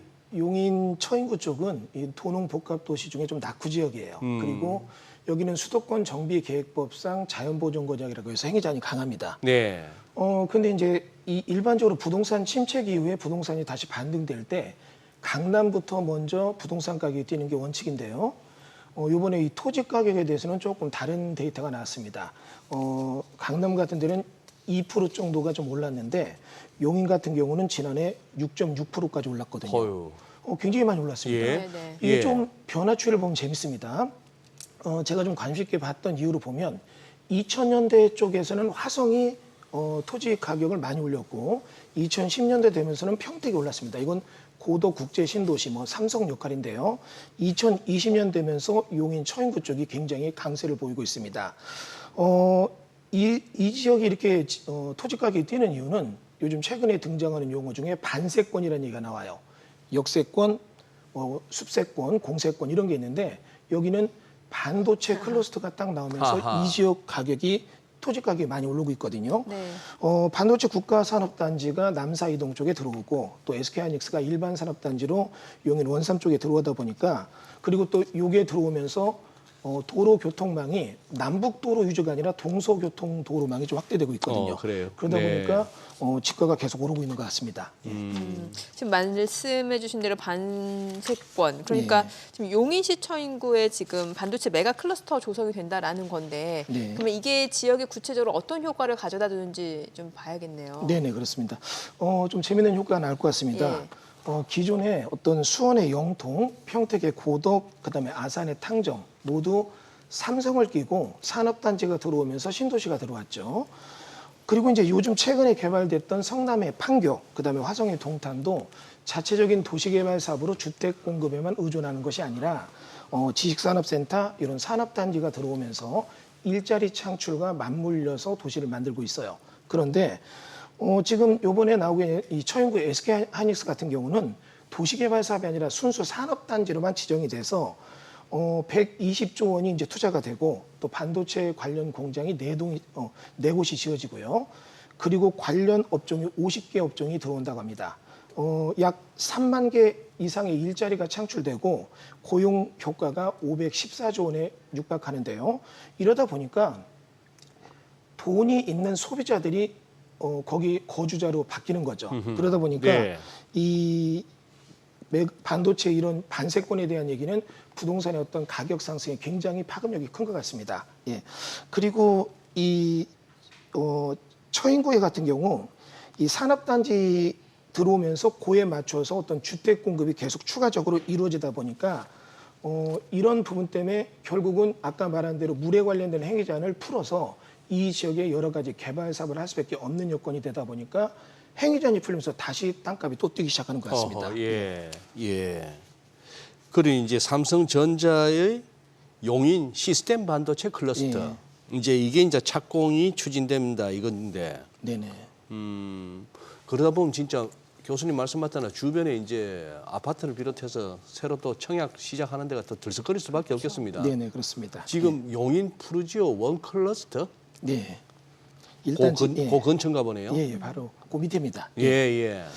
1단지 청약 이제 어떻게 공교롭게 내일 시작되는 것 네, 같은데요. 네. 이 지역이 일단 단지 수가 굉장히 큰 세대예요. 이 3,000세대, 4,000세대 가까이 되는데 이 지역에 이제 1단지가 1680세대, 그리고 2단지가 1800세대, 그리고 3단지가 239세대에서 약 3700세대가 이제 분양을 시작하게 되는데, 재밌는 건 여기가 골프장 뷰가 있어요.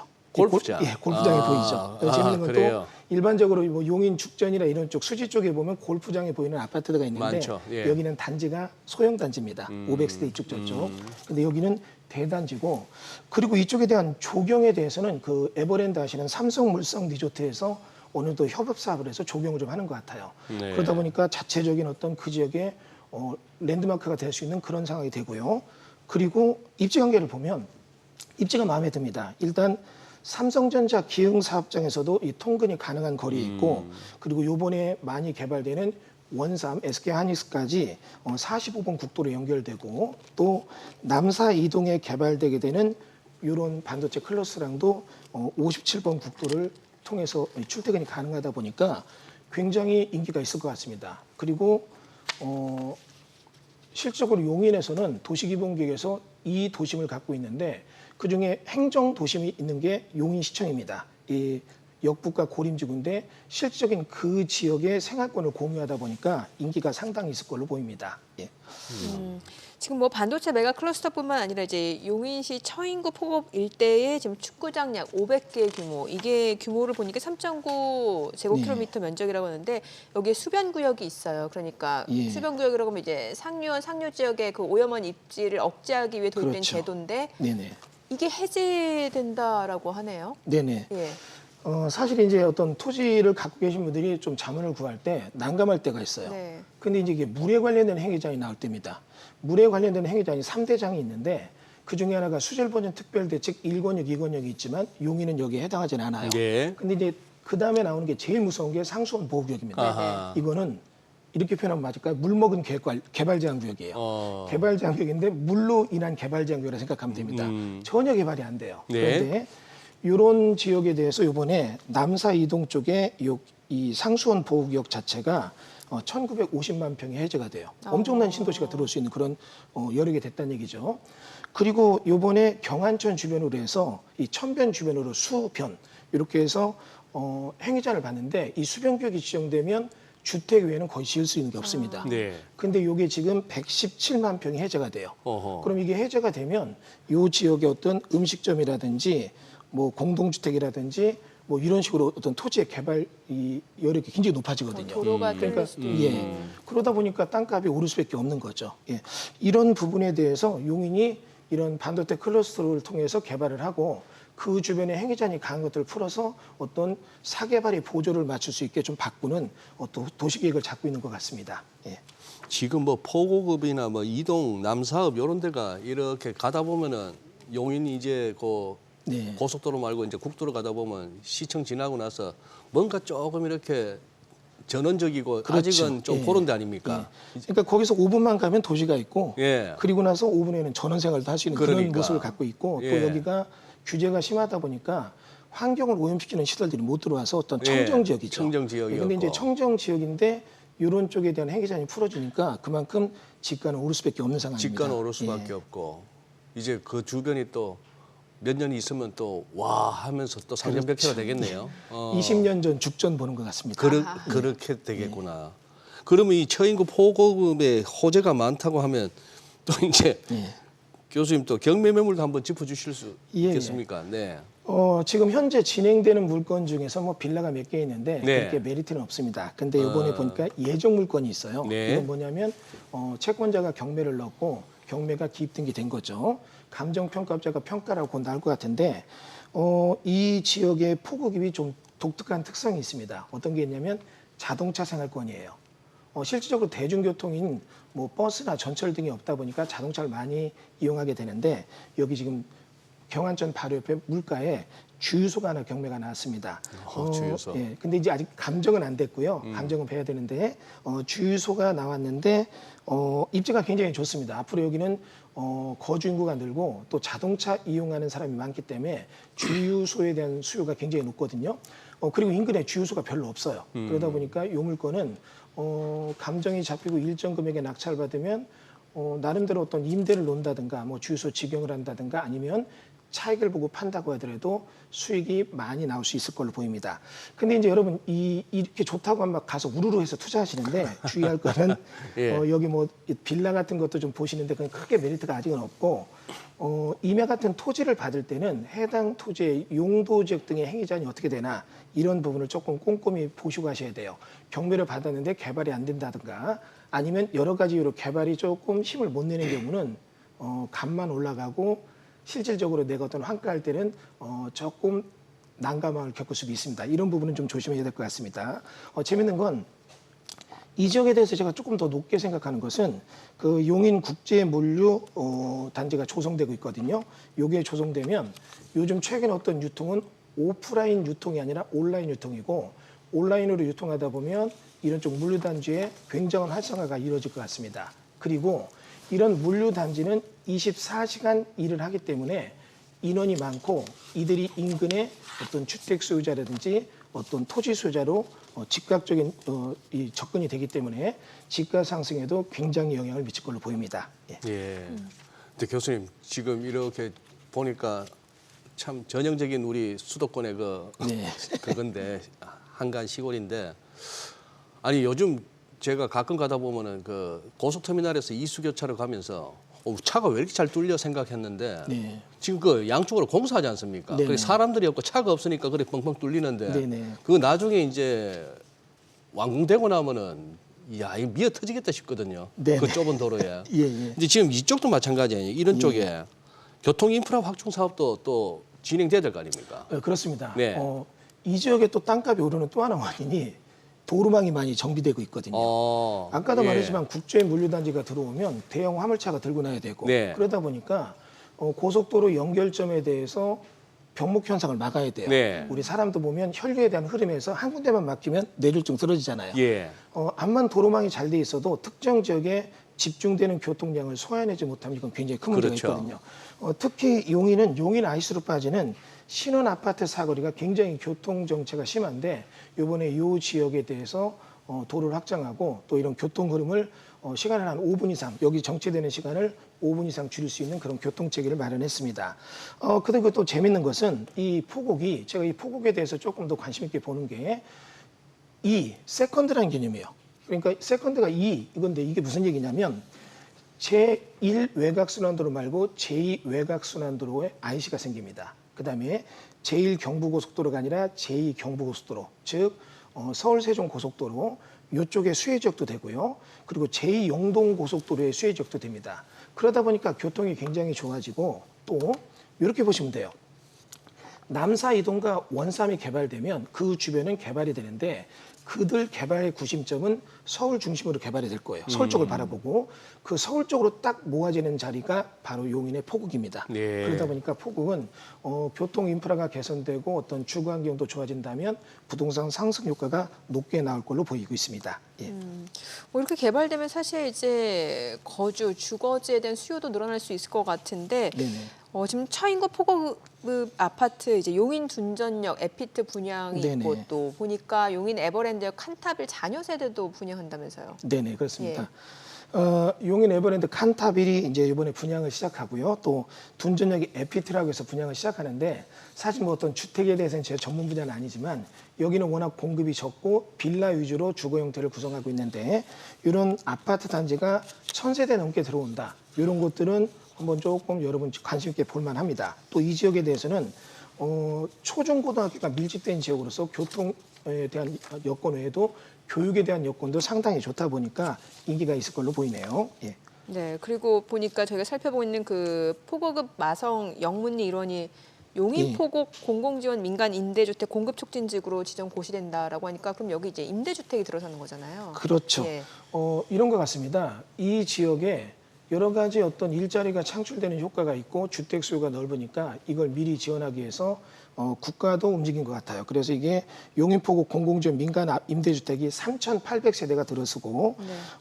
이렇게 해서 들어서게 되기 때문에 이제부터 주택의 어떤 공급 물량이 계속 늘어가는 패턴이니까 여러분이 너무 급하게 보시지 마시고 근데 금액은 아직까지 상대적으로 쌉니다. 싼데 천천히 어떤 내 집 마련의 기회, 실수요자 위주로 시장이 형성된다면 아주 이상적인 부동산 수요 공급이 이루어지는 모습으로 보일 것 같습니다. 예. 네. 이 지역 벌써 다 땅값이고 뭐고 다 오른 거 땅값은 많이 아닙니까? 올랐습니다. 예. 그래. 다음에 좀 미리 좀 알려드리겠습니다. 다음에 미리 좀 근데 알려주신다. 아직도 계속 오를 소진이 있습니다. 오른 예. 소진에 예. 있다. 아니 그래요. 뭔가 좀 판교, 동탄, 광교 이쪽처럼 발전될 걸 기대하시는 분들이 있으실 것 같아요. 그렇죠. 이제 판교, 동탄 같은 데는 개발 제한구역을 해제해서 도시개발 사업을 한 건데요. 그런 쪽에 대한 얘기보다는 조금 다른 각도로 봐야 될 것 같아요. 이쪽은 예. 일단 대규모 공개발, 주거 공급이 그런 내용이 아니라 산업단지가 먼저 들어서고 산업단지를 통해서 일자리가 창출되고 네. 일자리가 창출되면 그들이 근처에 소비자, 주택의 소유자로 들어올 테고 이들은 소비력이 높은 지역이니까 그만큼 이 지역이 자립도가 높은 그런 지역이 되지 않을까 이렇게 판단이 되고 있습니다. 예. 예. 네, 오늘 내용 잘 들었습니다. 예, 고맙습니다. 고맙습니다. 네, 감사합니다. 네, 오늘 시장이 계속해서 상승폭을 유지해내고 있는 상황이고 코스피 코스닥 양시장 그래도 흐름이 괜찮네요. 지금 그리고 반도체 쪽으로 다시 한번 매수세가 좀 유입되고 있는 상황입니다. 예, 그렇습니다. 예, 지금은 반등 구간인 것은 분명한 것 같습니다. 지표가 흔들기 전에는. 네.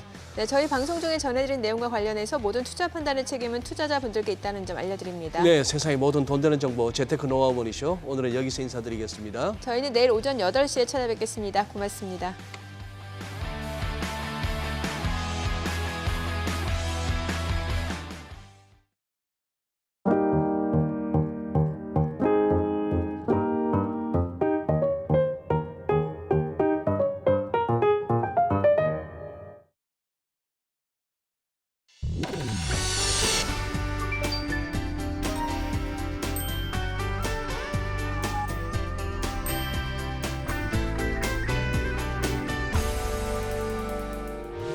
의견 있는 경제 채널 SBS 비즈.